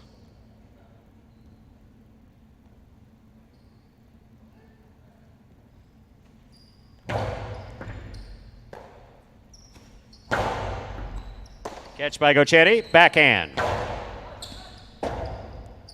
Bueno for the Robote, just missed, 0.8. Possible game point for the purple shirts of post 8, Diaz and Gochetti. Trying to stop them in the white of post 3, Inaki and Tennessee.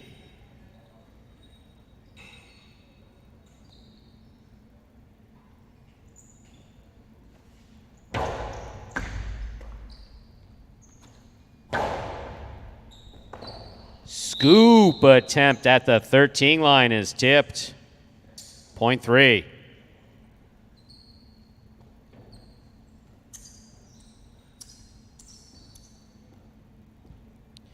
Here's post 4, the green shirts, Anderluck and Aratz.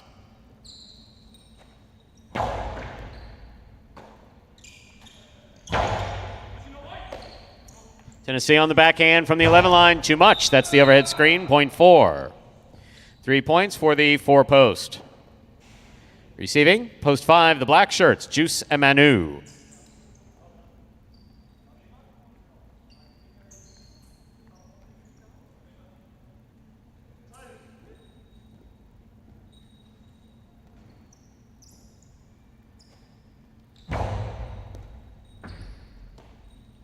Backhand by Manu.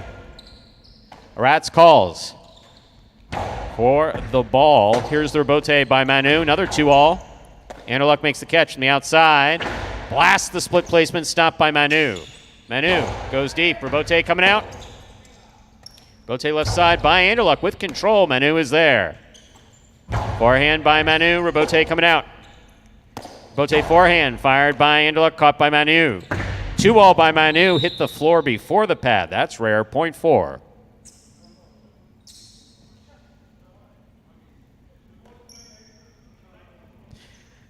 Possible game point for the green shirts at post 4. Anderluck and Aratz trying to stop them. Post 6, the yellow shirts, Jedden and Nicholas.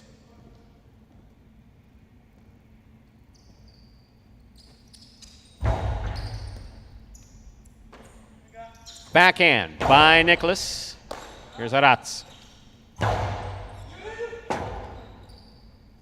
Robote forehand. Aratz makes the call. Backhand. Goes deep. Robote coming out. Fine Robote throw by Jedden. Hard throw by Aratz. Catch by Nicholas on the left side. Beautiful catch by Aratz at the 12 line. Backhand.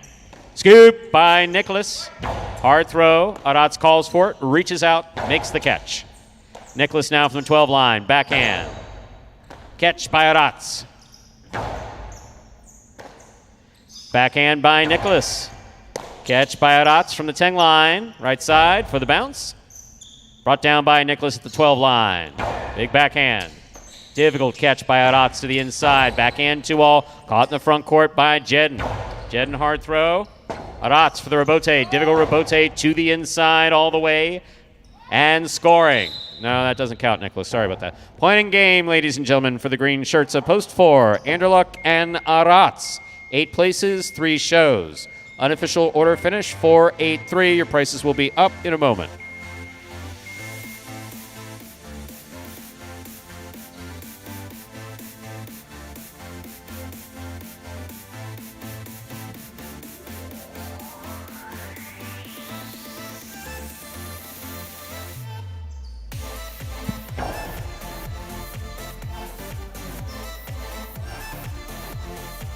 It's official, winning game 5, Post 4, Anderluck and Aratz. Aratz was substituting for Benny, taking second, Post 8, Diaz and Gocheri.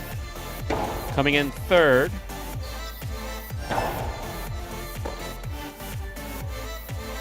Post 3, Inaki and Tennessee. 4-8-3, the official order finish for our 5th game. $2 Keno 4-8. $40 a trifecta, 483, 489 even, $2 wager on. 4 to win, 1420. Up next, ladies and gentlemen, is game 6. It is a spectacular 7 singles match. It's played to 7 points. Points will double after the first round of play. Game 6 will also begin the late pick 3 for today. So it's time for game 6, 7 minutes. Good luck.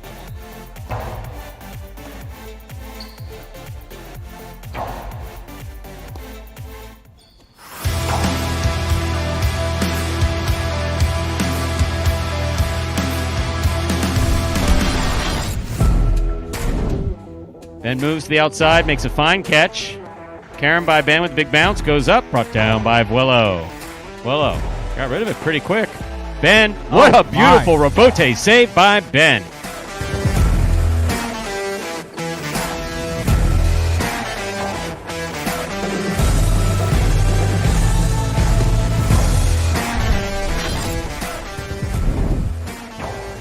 Juice catches the ball behind him, but holds on to it. Robote, a blind Robote by Tennessee. Oh, my. That lands in and scores.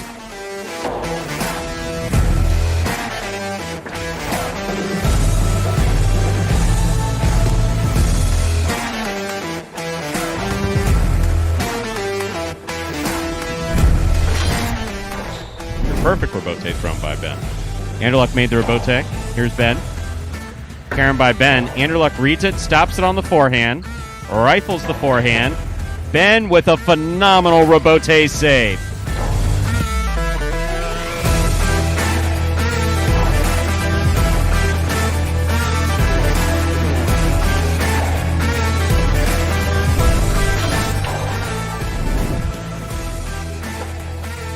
Robote, nicely played by Bragley, catch by Bueno. Bueno, Cortado to the inside. Bragley makes the save. Wow, what a point.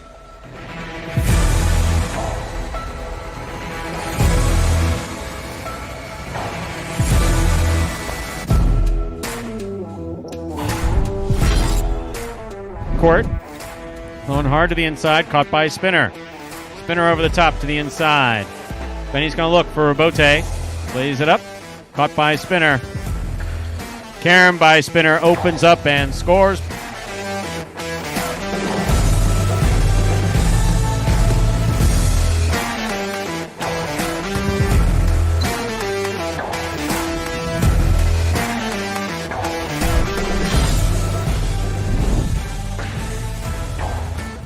Diaz just makes a difficult catch. Cortado 2-all scores.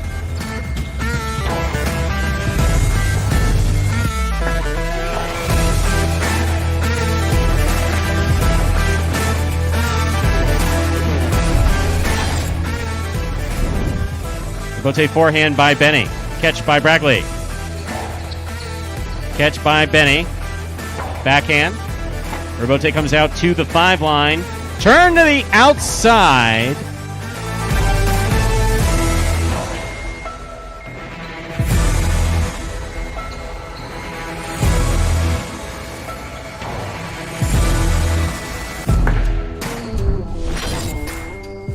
By Carballo.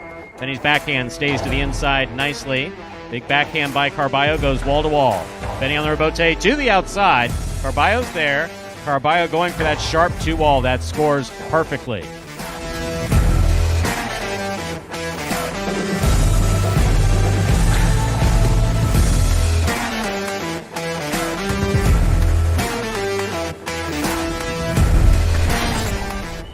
Anderluck. Anderluck to the inside. Robote forehand by Bueno. Catch by Anderluck. 2-all, Robote, thrown and scoring.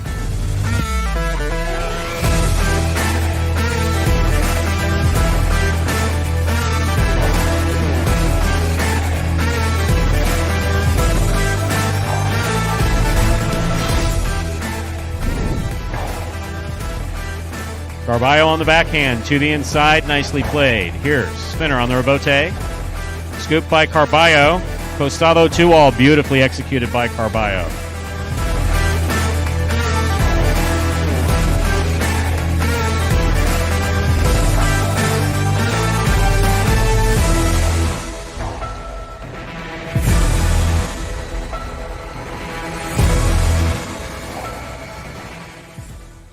And folks, right there were the top 10 plays from April 2021. Kevin Ryan Fabian, happy holiday from just Kevin Fabian of Towanda, PA. Hi, Kevin. Welcome to the conversation. And also welcome to Highline. Guess you've been lurking. Steve M. Yes, I read that. And the terms rubbery and real threw me off from responding because obviously it's either someone's just banking appearing or, whatever. I meant vacant opinion. That felt like such a question, like post-game press conference question. It's like, Stu, so someone said that rubbery ball doesn't weigh as much. What do you say about that? I say the ball is not really rubbery, that its weight is consistent with that of a traditional highline pelota. I mean, it does, but it's really not rubbery. It's not even plasticky, really. It's heavy. It is, yeah. I mean, it's not quite as heavy as a lacrosse ball, but it's definitely harder than a lacrosse ball. Again, think hockey puck. Steve said there were 4 aspects of the statement that bothered him. Let me count. I could tell here. Steve's quick to jumping up. 2, 3. Oh, real. Ooh, 4. There's the 4th. Yeah. Well, the whole real thing. I count 4 too, Steve.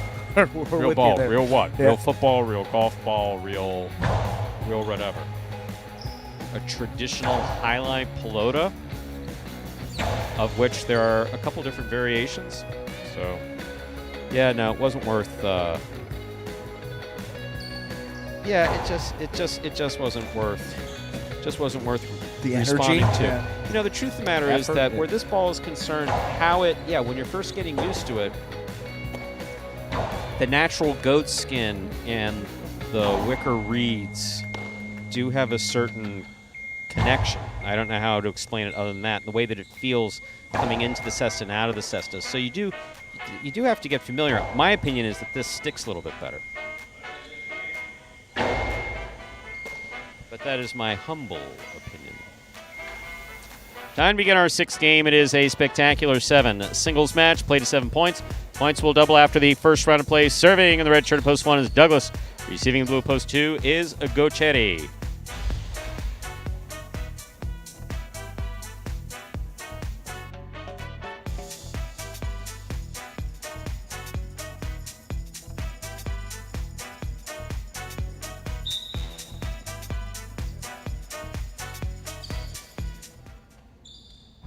There's the serve. We begin. Catch by Douglas. Backhand from the 8 line. Gochetti comes out to make the Robote. Plays it back to pass. Rebote forehand by Douglas. Gochetti's there. Backhand. Lower and harder. Rebote 2-all by Douglas. Caught by Gochetti. Gochetti low and hard. Scores. Point 2. Here's the white shirt of post 3, worn by Ikeda.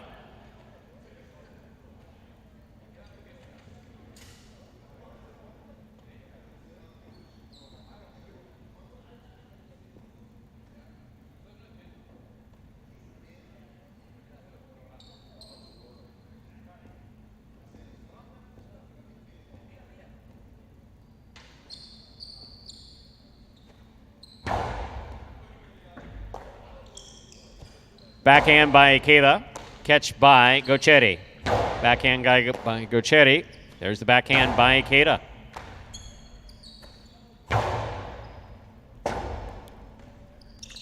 Ikeda from the 6th line. Gochetti, Robote to the inside, right along the wall, picked up by Ikeda. There's the backhand.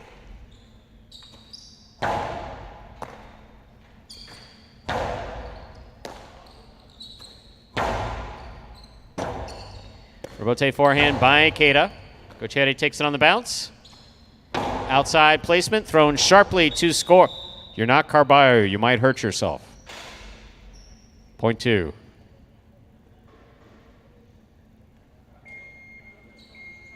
Green shirt to post 4 receives. Here's Iñaki.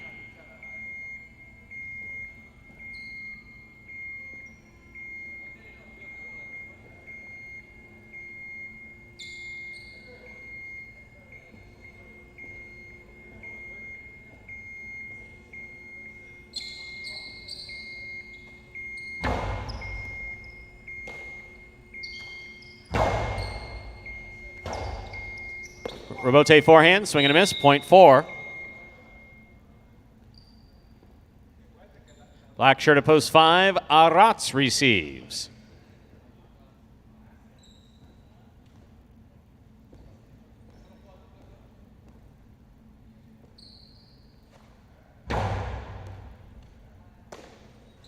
Backhand by Arats. Robote forehand by Iñaki.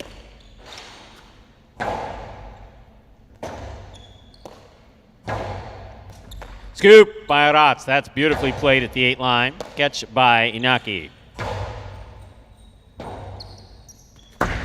2-all. Wide. Point 4. Yellow shirt of post 6. Carballo receives.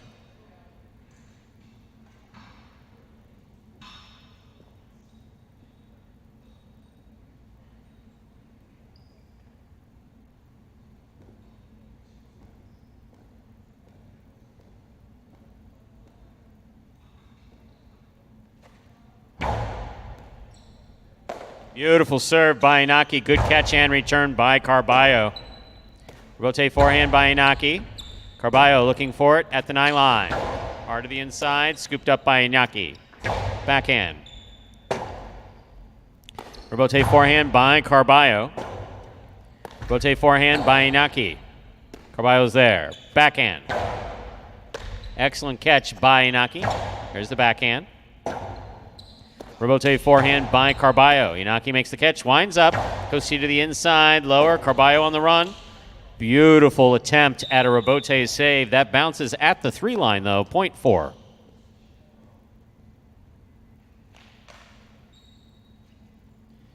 Pink shirt of post 7 receives. Here's Julin.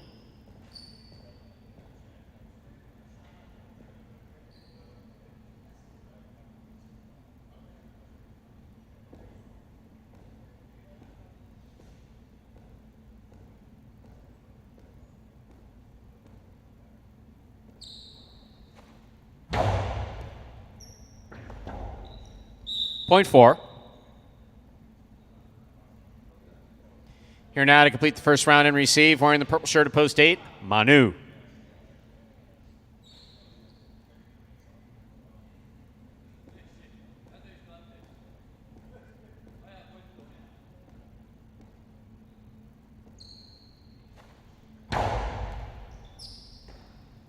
Backhand by Manu.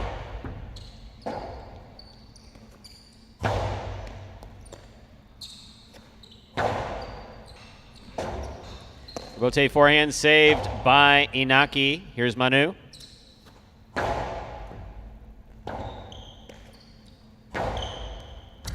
Manu at the 8 line, backhand.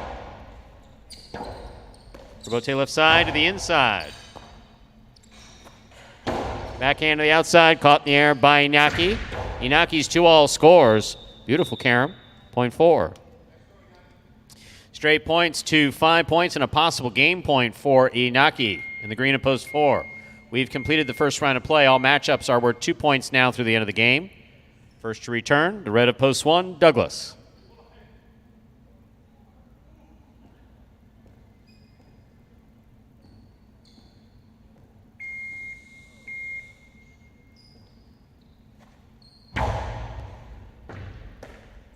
Backhand by Douglas.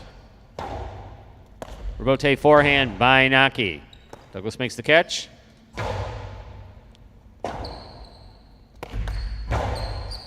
Catch by Douglas at the 9 line. Hard throw to the inside. Inaki's there. Backhand. Rebote forehand by Douglas to pass. Rebote forehand by Inaki to pass. Rebote forehand, swing and a miss at the 9 line. Point in a perfect game, ladies and gentlemen, to the green shirt of post 4, Inaki. 4 wins it, 2 places, 3, 5, 6, 7, 8, and 1, pair off and playoff for 3rd place, 3 first serves to 5.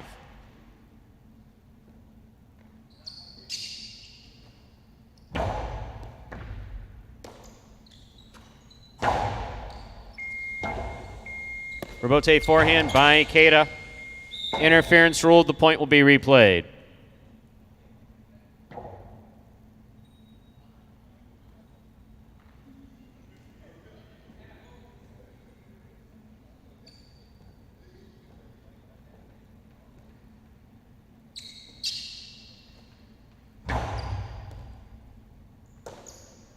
Backhand by Aratz. Rebote forehand, saved by Keita. Aratz on the catch, winds up. Cortado 2-all scores for Aratz, point 5. 6 now serves to 7.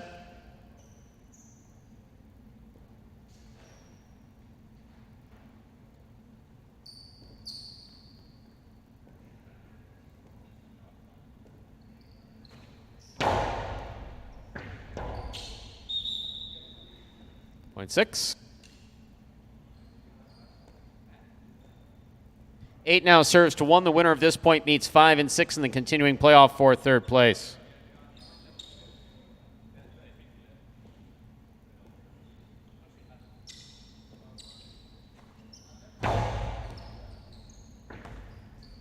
Backhand by Douglas. Rebote 2-all. Stopped by Douglas. Powerful throw by Douglas. Will score. Point 1.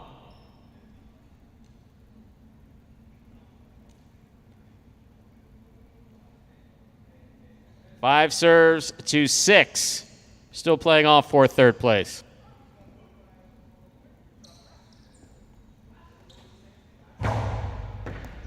Over serve, point 6. Possible show point for Carballo. Trying to stop him, Douglas.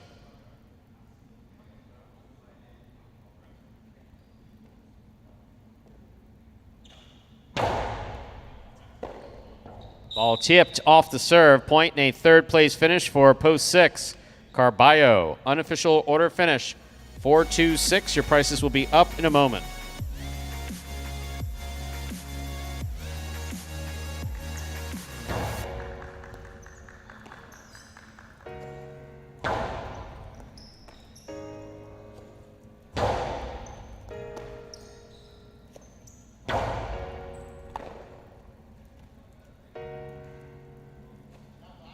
Winning game 6, post 4, Inaki. Taking 2nd, post 2, Gocheri. Coming in 3rd, post 6, Carballo. 4-2-6 is the official order finish for our 6th game.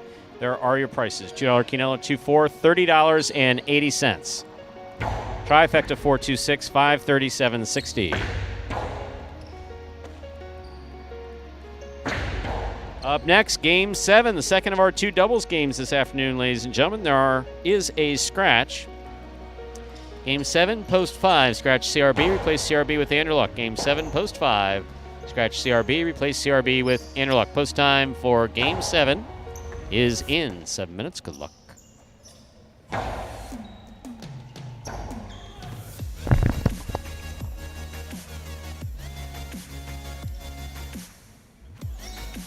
So the director said there's no video, which means we got to talk. What do you want to talk about? Well, we do actually have to talk about H2H, so that's great. See that high five, and looks like that's going to carry over into tomorrow.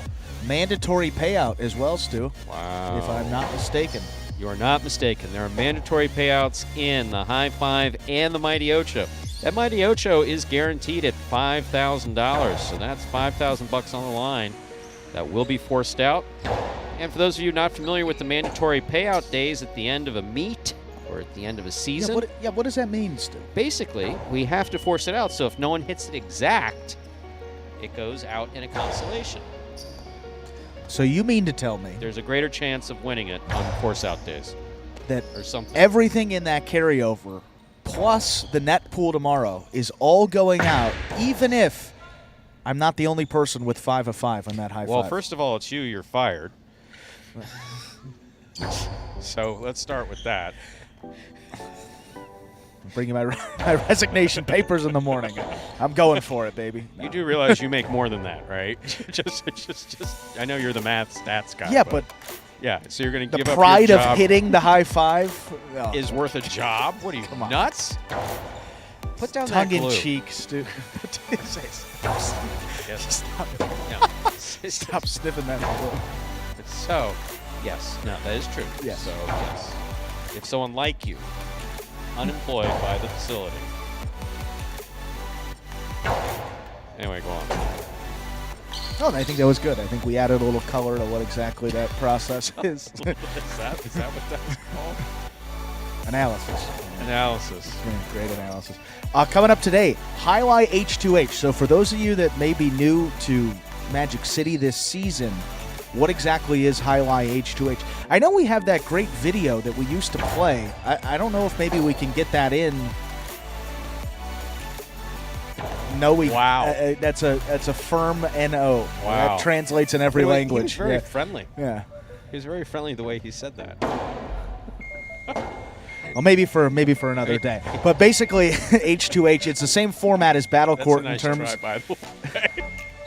Considering that we started off Yeah, all maybe of tomorrow. Battle Court saying it's really just like H2H. Now we're saying H2H Which is just like Battle Court. Yeah. No teams. That's the whole thing. There's just no teams. Yeah, 2 out of 3 sets played. Each set played up to 6 points. We have 2 groups of singles players. We have Group 1, which some of the top players.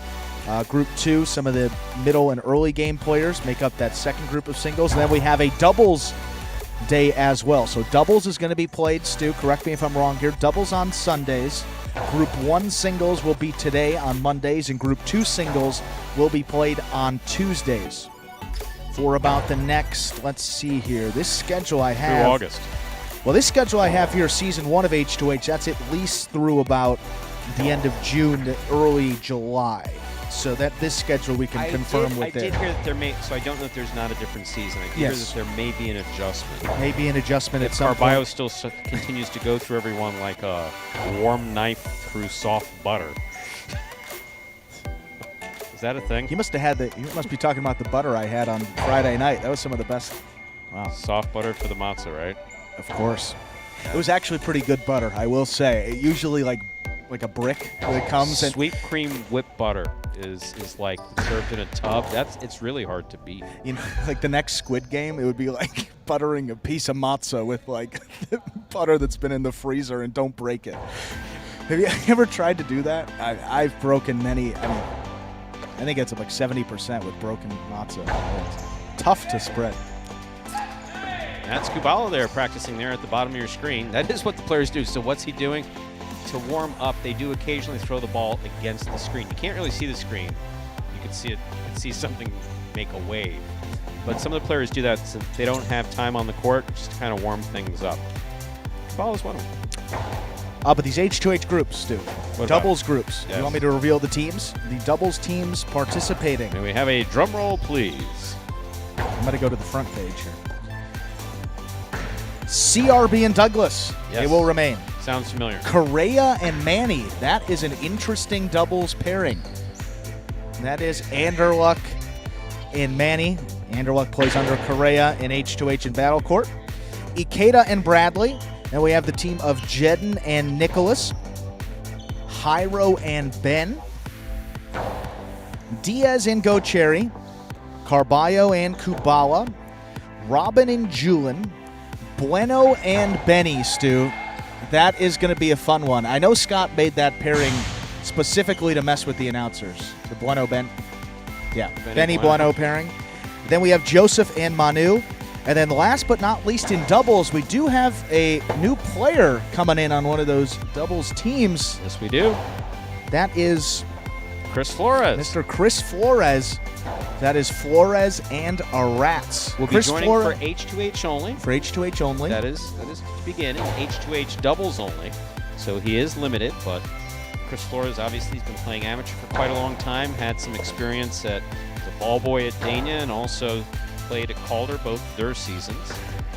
So he will be hopping into the doubles H2H with Arats in the backcourt. So those are the doubles pairings. The substitute team is Inaki and Tennessee. In the event that one team goes down, Inaki and Tennessee will be the permanent substitute team. The way you want to think about it is that scene in The Freshman with Marlon Brando doing a version of The Godfather sitting behind the desk, basically saying, I don't like when things go down. That's how Scott views scratches. Yeah. Scott, not a fan of scratches. So we have a team. And forfeits. So we have a team that's ready to go. Will be no forfeits. I don't like forfeits. Forfeits don't make me happy. I don't. Why is there a forfeit? Apparently the Bet Rivers fans aren't. Bet Rivers folks aren't fans of the forfeit either. So. Well, I mean, gamblers. Well, I mean, you have the juice and then you take it away. It's understandable. What's wrong with juice? He plays as Joseph. You're confusing. Yeah. Time to begin Game 7. It is a spectacular 7 doubles match, part of the doubles championship season here at Magic City. Serving in the red shirts post 1, we have Robin and Ben. Receiving blue post 2, Carballo and Kubala.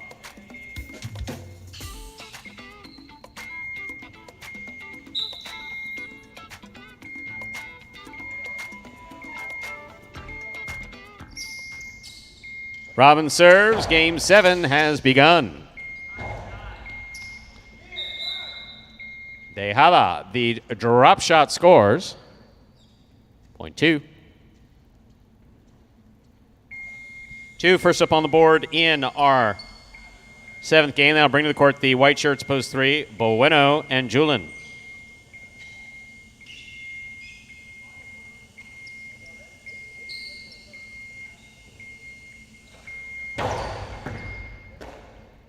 Backhand by Julin. Catch by Bueno. Kubala on the backhand from the 11 line. Julin's there. Backhand.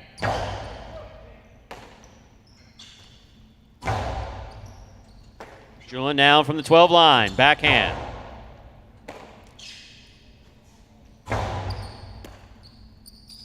Backhand by Bueno.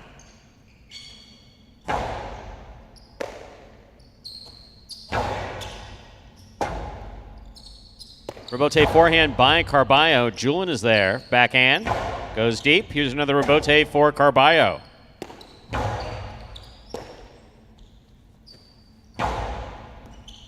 Kubala from the right side. In the corner. Big catch by Julin. Midcourt. Low and hard to the inside. Nice catch by Kubala. Bueno's there. Cortado by Bueno to the inside. Catch by Kubala.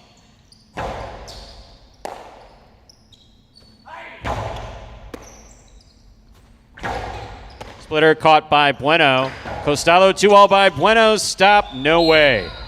It was a great effort, Mike, but even if it went, no chance. Point 3.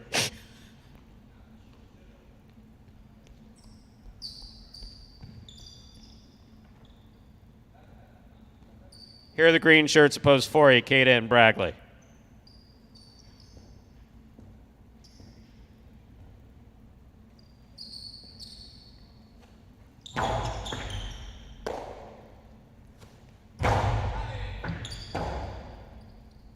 Rebote forehand by Bueno. Catch by Bradley. Powerful right side. Big right side by Julin. Here's Ikeda. Backhand. Catch by Julin at the 11 line. Forehand. Low and hard to the inside. Bragley's there. Big right side by Bragley again. Julin's there.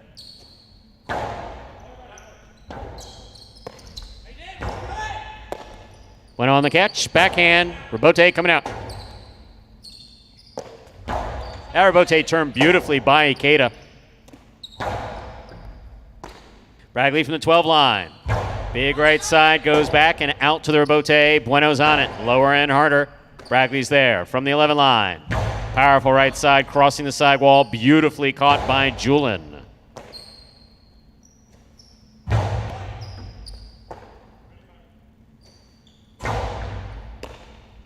Backhand by Ikeda. Low runner to the inside. Picked up by Julin. There's the backhand.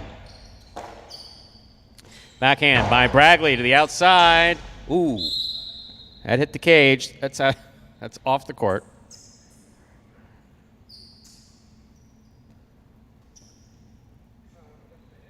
Point 3.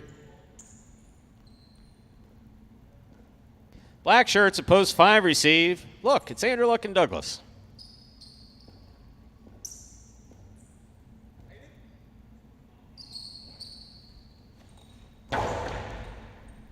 Here's Douglas on the backhand, powerfully thrown to the inside. Rotate forehands up, caught by Douglas. Backhand. Catch by Andrew Luck. Backhand.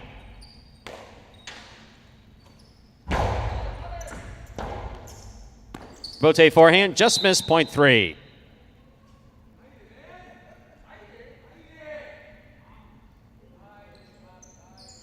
Some disagreement as to whose ball that should have been, I guess. Anyway, yellow shirts post 6 receive, Inaki in Tennessee.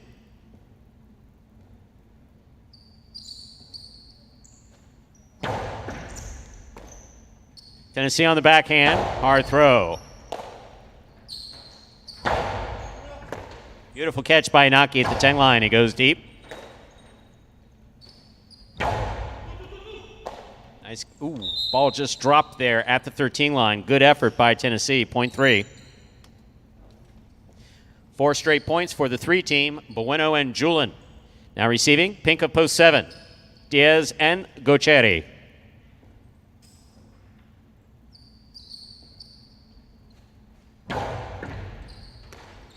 Gocheri, backhand. Powerful backhand. Rebote coming out. Gochetti with a tip ball at the 9 line, point 3. 3 has gone 5 straight. Here now to complete the first round and receive. The purple shirts at post 8, El Barba and Ron.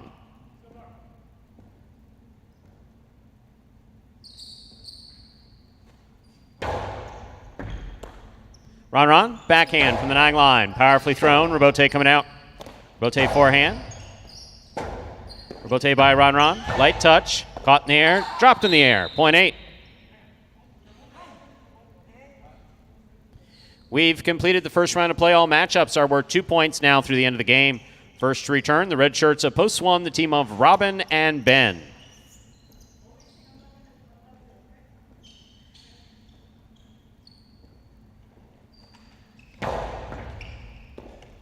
Ball tipped off the serve, point 8.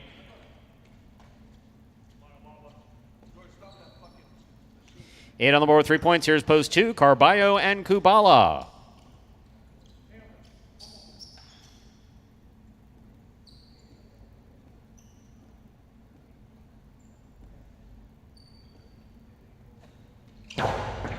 Good serve by El Barba and a drop in the backcourt.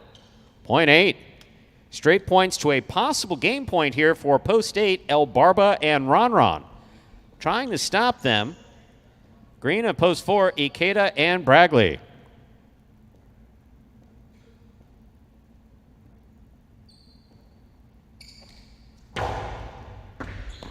Off the tip of the cestic goes. That is point in a perfect game, ladies and gentlemen, for the purple shirts of post 8, El Barba and Ron.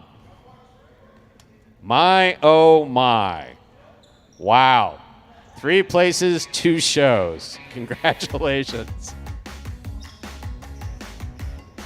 Did you congratulate him, Ikeda?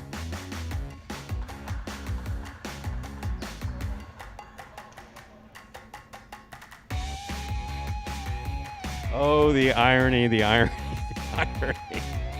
Winning that point against Ikeda, who we came to blows with last year. Don't look now. El Barba and Ron Ron, if that doubles tournament 2 were to end today, Stu, they would be your champions. 1 win. I mean, the fact that it's the first day. No, Chris R., there's no such thing as dropping it intentionally. It does not exist. Moving on, 8-3-2, the official order of finish for game number 7. Coming in first, post 8, El Barba and Ron Ron. Taking second, post 3, Bueno and Julin. Coming in third, post 2, Carballo and Kubala. 8-3-2 is the official order of finish for game number 7. $2 wager on 8 to win returns of $43.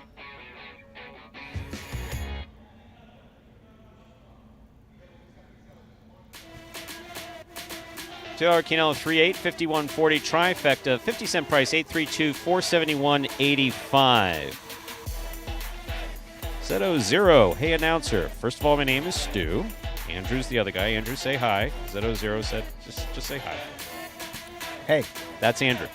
So you can call us by our first names. We don't mind that. In fact, we encourage it. I don't really have a favorite player. I don't. I'm also director of Highlight Operations, so I execute all the contracts here. And each player on the roster, for the most part, has 1 or 2 things in their style that I happen to enjoy. And never having placed a bet on Highlight myself ever, and nor would I, it gives me the ability to enjoy every point no matter who's playing it, including guys who've been struggling a bit and get a win, like Barba needed a win there, so I'm happy to see El Barba win that. Which is why I take umbrage with Chris R's whatever comment that was. Just not necessary. So I don't really have I don't have a favorite on this roster. Yeah, I got a favorite. Who? Do you? No. I mean, if it were to be anyone, it would be Ron. Ron. Sorry. Ron Well, is yeah, because you play ping pong with him every day. I spend more with time with him per day than anybody right. else. So, okay, so he's a favorite. You guys make way too much noise. Correct. Ping pong should not make... It doesn't require that much noise. No, but like you said, I think that's well put. We see everybody, understand the emotions, person to person. You have a roster of 20 whatever, 8. all competing for the same 29. prize pool. Yeah. Like you said, you start to cheer for guys that are struggling a bit, kind of feeling down, and like El Barba and Ron, both of them struggling. So good to see that they were able to get a win, and obviously saw the same thing you did. Wasn't a housing performance, a couple drop serves there, but got the win. That's all that counts, and hopefully that'll get both players some confidence moving forward.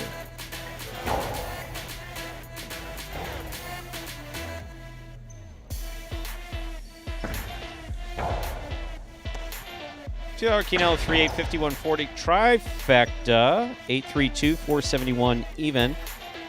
High five carryover $3,869.60. Don't forget the high five forced out in a mandatory payout tomorrow, along with the Mighty Ocho. Up next, the 8th and final game of the afternoon, a spectacular 7 singles match, played to 7 points. Points double after the first round play. There's Scratch, game 8, post 1. Scratch Benny, replace Benny with Carballo. Game 8, post 1. Scratch Benny, replace Benny with a Carballo. Post time for game 8 is 6 minutes away. Good luck. Remind me of Hustle City, man. Everybody got more than one gig. One stop, boy, $20. I'm not your neighborhood Uber driver. I do luxury. And then I have another job. I play highlight. I have this crazy idea. Do you think we could send something out to all the ex-athletes for the last 20 years and say, we're looking to hire and train highlight players? When I first got the email, I thought it was pranking me. I need some clarity on this. I went on YouTube and I Googled highlight. I was like, they paying us, man, and we can win big money. Let me see what this is all about. That's what you gotta do. Get some money. The players taking lining the court are all athletes you may recognize. Baseball, football, track and field. Having the work, play Division I sport, and then I had a child on the way, so I dropped out. The crack era was tough. Sports in general was a way out of our environment. It's really game time now, man. Blood, sweat, and tears. We got the streets on fire. This is gonna be the first time that my kids will be able to sit in the audience and root for their father. Who wants it more? This is a sacrifice I think is going to pay off in the end. This is a dream for me. I gotta win. Can't get drama better than this. Highlight became the new hustle. Let's get ready to play. And folks, that is a trailer for the award-winning documentary about the inaugural season of play right here at Magic City. That one is called Magic City Hustle. Directed by Billy Corbin, creator of Cocaine Cowboys, Screwball the U, and much more. This film highlights the transition of these Magic City athletes from their respective careers in other sports right here to the Highlight Fronton. You can now watch Magic City Hustle directly from Google Play and iTunes. It is as simple as that. You can either rent or buy from either platform, and if you buy it for just a few dollars more, you get to enjoy it as many times as you like for life. Parasi, wow. So when you ask the question twice, I guess we respond. First question would be, and it's, once again, I don't think you asked the first time. So I'm Stu, the older, more mature one. Not more mature because I'm more mature, I'm just older. And probably more mature, too. And that's Andrew. I'll give it to you. Andrew's the young, enthusiastic one who still has hope for the future. So, again, feel free to refer to us by our first names. Because the whole hey announcer thing, I find annoying. But that's besides the point. Andrew will tell us you how you really feel. Yeah. I find a lot annoying. So it's don't take it personally. So if you have highlight experience, there is a tournament coming up in August, the U.S. National Highlight Championships. Go to USNJAC. You can sign up for that tournament if you do have highlight experience. If we don't know of you, we may ask to see some video to make sure that you played before. Also, you can, if you're in South Florida, you can practice at North Miami Amateur Highlight. I'm not exactly sure of their announcers. So those are the two immediate ways. But the best way, if you have some highlight experience, would be to sign up for the USNJAC, and that's USNJAC.com, U.S. National Highlight Championship website for 2022. That tournament is coming up in August. We would take a look at you there, see how you do, and base it on that. We don't have an open tryout policy, and for the most part, we are set for 2022. I don't foresee us expanding the roster this year, but you never know for the future. All are always welcome. Stranger things have happened. If you have no highlight experience whatsoever, it'd be a little difficult to bring you in at this time. And again, Stu and Andrew, nice to meet you, and glad you're enjoying. Time to begin our eighth and final game. It is a spectacular 7 singles match. Play to 7 points. Points double after the first round of play. Serving in the red shirt of post 1, substituting for the scratch Benny is Carballo. Receiving in the blue of post 2, Nicholas.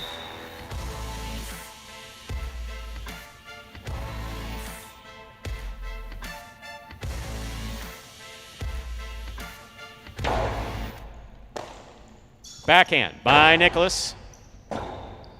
Rebote forehand by Carballo. Carballo, forehand Rebote. Nicholas midcourt, winding up. Costi to the inside. Rebote is coming out. Rebote forehand by Carballo. Here's Nicholas. Nicholas, lower to the inside. Carballo's there. Backhand. To the outside. Rebote by Nicholas. To the inside. Carballo has it. Winds up. Rebote by Nicholas to the inside. Scoop by Carballo. Costi to the inside. Rebote save. That hits the overhead screen. Some good effort there by Nicholas. Point does go to the 1. Carballo first up on the board in our 8th game. Here is the white shirt of post 3, number 20, Gaucheri.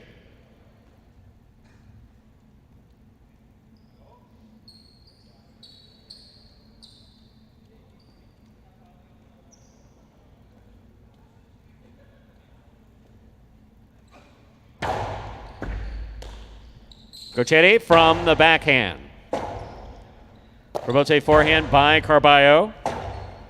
Rebote left side by Gochetti. Catch by Carballo. Backhand from the 9 line. Scoop by Carballo. Powerful forehand goes wall to wall. Rebote comes to the 6th line. Turn by Gochetti to the inside. A little pop off the side wall. Gives that to Carballo on the backhand. 2-all. 2 score. Point 3.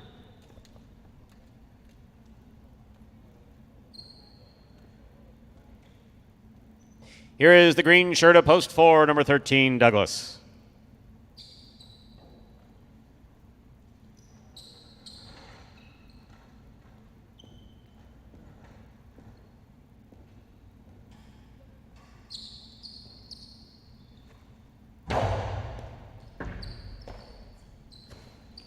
Backhand by Douglas. Rebote forehand saved by Gochetti. Coast to the inside. Tipped. Point 4.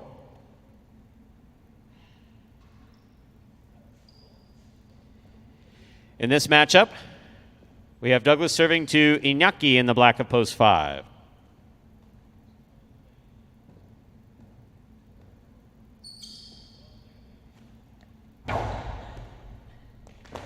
Beautiful catch by Iñaki off a good serve by Douglas. Rebote forehand by Douglas. Rifle to the corner, out to the rebote. Iñaki makes the rebote save. Douglas aggressively from the 9 line with the 2-all. Stopped by Iñaki. Inaki's carom caught the pad. Point 4.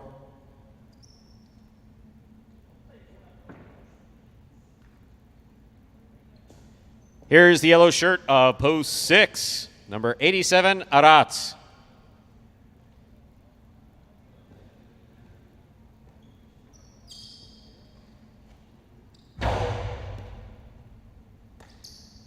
Backhand by Aratz. Rebote forehand fired by Douglas. Passes. Point 4.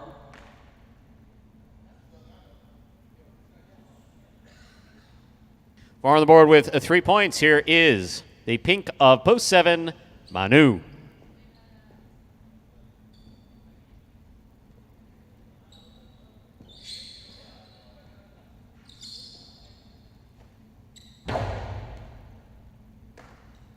Backhand by Manu. Rebote left side by Douglas to the way to the inside. Will score. That was tip. Point 4. 4 points for Douglas in the green of post 4. Here now to complete the first round and receive in the purple of post 8 is Julian.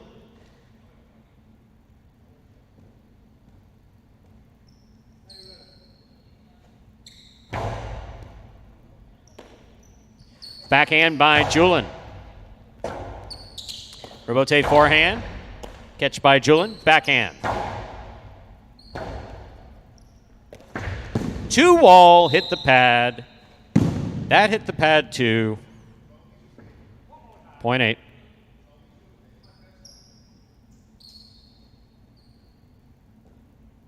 We've completed the first round of play. All matchups are worth 2 points now through the end of the game. Here's post 2, the blue shirt, Nicholas.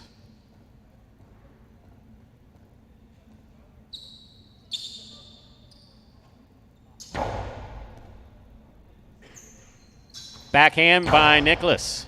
Catch by Julian at the 11 line. Forehand to the inside. Nicholas for the rebote. Forehand. Julian from the 7 line. Low and hard. Scores on the second bounce. Point 8.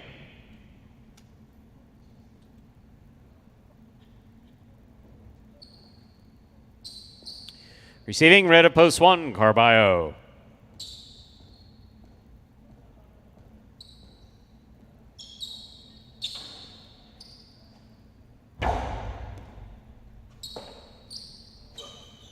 Beautiful forehand throw by Carballo. Rebote by Julian. He makes the save. Carballo moves in. Scoop by Julian. Scoop by Carballo. Ball tipped on the forehand of Julian. Point 1. Carballo is on the board with 3 points. Here is the white shirt of post 3, Gochetti.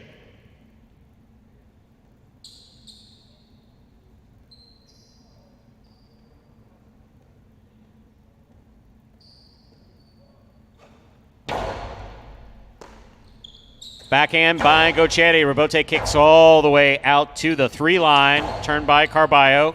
Scoop by Gochetti. Lower backhand. Rebote forehand. Scoop by Gochetti. Back to the inside he goes. Carballo with a beautiful catch on the left side. Gochetti takes it in the air. Hard throw. Tipped. Point 3.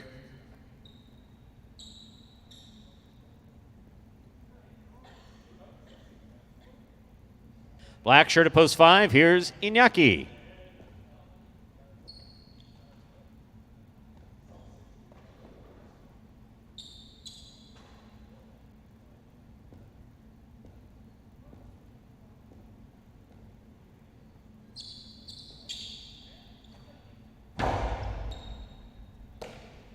Backhand by Inaki.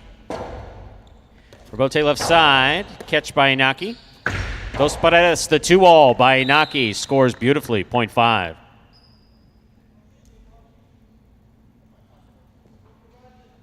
Here's post 6, the yellow shirt. Arats returns.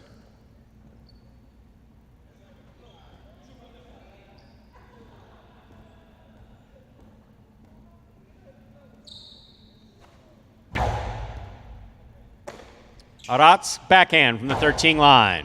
At the side wall, Iñaki. Backhand. Rebote left side. Catch by Iñaki. Low and hard to the inside. Good effort by Arats. Point will go to the 5.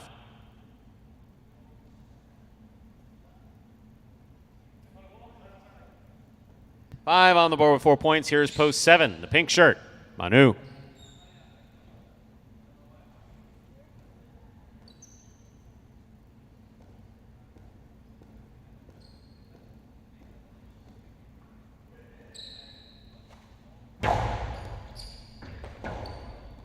Beautiful serve by Inaki, scores. Point 5.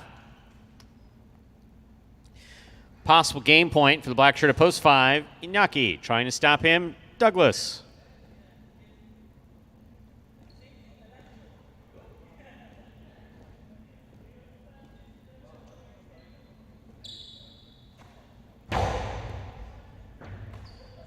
Backhand by Douglas from the 12 line. Rebote comes out.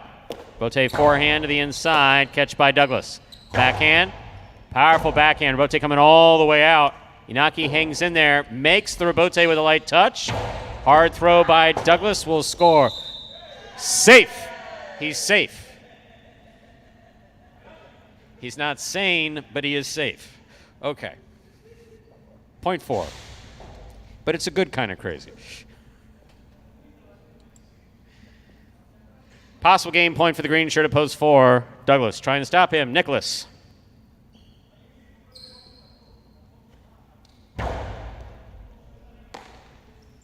There's the backhand by Nicholas. Rebote left side to the inside. Nicholas is there. Backhand. Rebote by Douglas. Catch by Nicholas. Nicholas on the 2-wall that caught the pad, and the pad is bad. Point in game. Green shirt at post 4, Douglas. 4 wins it, 5 places, 8, 1, and 3 playoff for third place, 8 first serves, 2-1.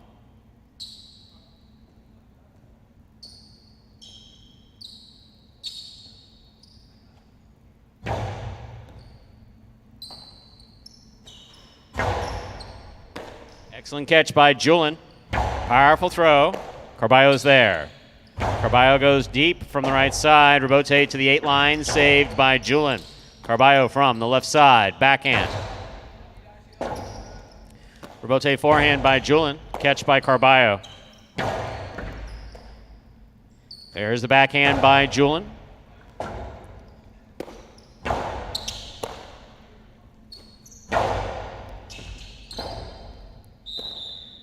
Point 8. Possible show point for Julian in the 8 post. Trying to stop him, Gochetti.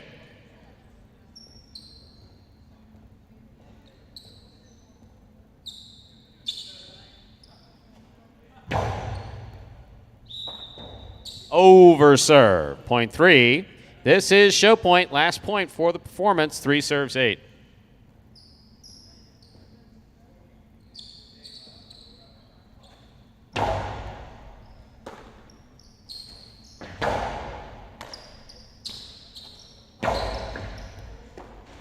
Ball tipped.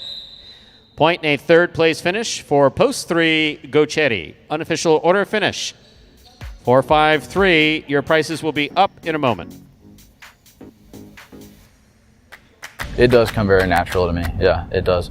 But I don't know. I think it's with all sports too. It's not just highlights. With all sports, there's always the best players, and they're always a natural athlete for the most part. Some guys really work hard and end up being the best, but a lot of guys that are the best are just naturally good at it. I work really hard out here every day, and I think that it shows through my play, but I think being natural at something can only take you so far, and so you have to work hard as well. I try to stay cool most of the time, and I'm not the biggest outgoing guy. I'm not the biggest personality out here, but I think I would hope that people see me as a good guy, and I give 100% at all times, and I hope that it shows through my play. I would love to be the champ again this year. I am definitely going to try my best. Like I said, the competition is getting better every day. I would love to repeat winning singles and doubles again this year. And there is Douglas back in that all-important win column. It has been a tough go at it as of late for Douglas. No wins for him last week. Wow, it's a 2-week drought, but finally back in the win column, giving him number 10 for the season. Good enough still, even with that drought, for 5th place on the roster, just 5 games outside of the top 3. I usually don't take direct questions, Parsi, but you're so nice. I will answer that question. Yes, back in Game 6, Gochetti came in second. I think he was on the board, yeah. Came in second place. He was in the 2. Now let's talk about Game 8. 4-5-3, the official order finish for Game 8. $2 wager on 4 to win, $13.40. The pick 3, 4-8-4, 3 of 3 numbers, returning at $952.80. Mighty Ocho, $817.60 in the carryover jackpot. However, that will be forced out tomorrow in a mandatory payout. That along with the high five. $2 Quinella 4-5, $36. Trifecta 4-5-3, $536.20. Lots to talk about, but don't forget at 5 p.m., ladies and gentlemen, we are back with a slightly different version of Highlight H2H. Just can't watch it here on YouTube. Have to go to watchhighlight.com. Once again, beginning at 4:55, we will start talking our brains out. Talking our brains out about H2H. Before we depart, Stu, the matchups for today. We didn't get a chance. So Benny was scheduled to play in the first match against Nicholas. Carballo will be the group number 1 substitute. He's not a member of Group 1 yet, but he will fill in when there needs to be. In this case, Carballo will take on Nicholas, followed by Manu against Manny, Gocherry against Jairo, Inaki against Julian, Douglas versus the Rats, and then we will close it out with Jairo and Manu. So 6 matches today as opposed to the 5 that you've been getting with Battle Court, a little extra highlight. Group number 1 singles for the first time coming up at 5 p.m. But remember, you got to go to watchhighlight.com or download the Highlight app. It is a free download and will enable you to watch all those games. Part of Highlight H2H. That's the format at 5 p.m. for the next 3 months anyway. That, ladies and gentlemen, will do it for this Monday afternoon performance of Live Highline in the Magic City on the Highlight channel. We're glad that you chose to join us this afternoon and invite you to join us again at 5 p.m. over at watchhighlight.com so you can take in all the H2H singles action. Again, the H2H season begins today. Don't forget that tomorrow we will be back at 1:30 p.m. for more Pelota action. And in our Pelota performance tomorrow at 1:30, both the High Five jackpot and the Mighty Ocho jackpot will be forced out in mandatory guarantees. Then we will take a little. Tennessee literally just threw the thank God high road duct. On behalf of the players, staff, and management, I really need a drink. On behalf of the players, staff, and management of Magic City Highlight, we do appreciate you joining us today. Hope to see you at watchhighlight.com for the beginning of Highlight H2H 2022 after we completed a successful Battle Court season yesterday. Have a good day. See you in a bit.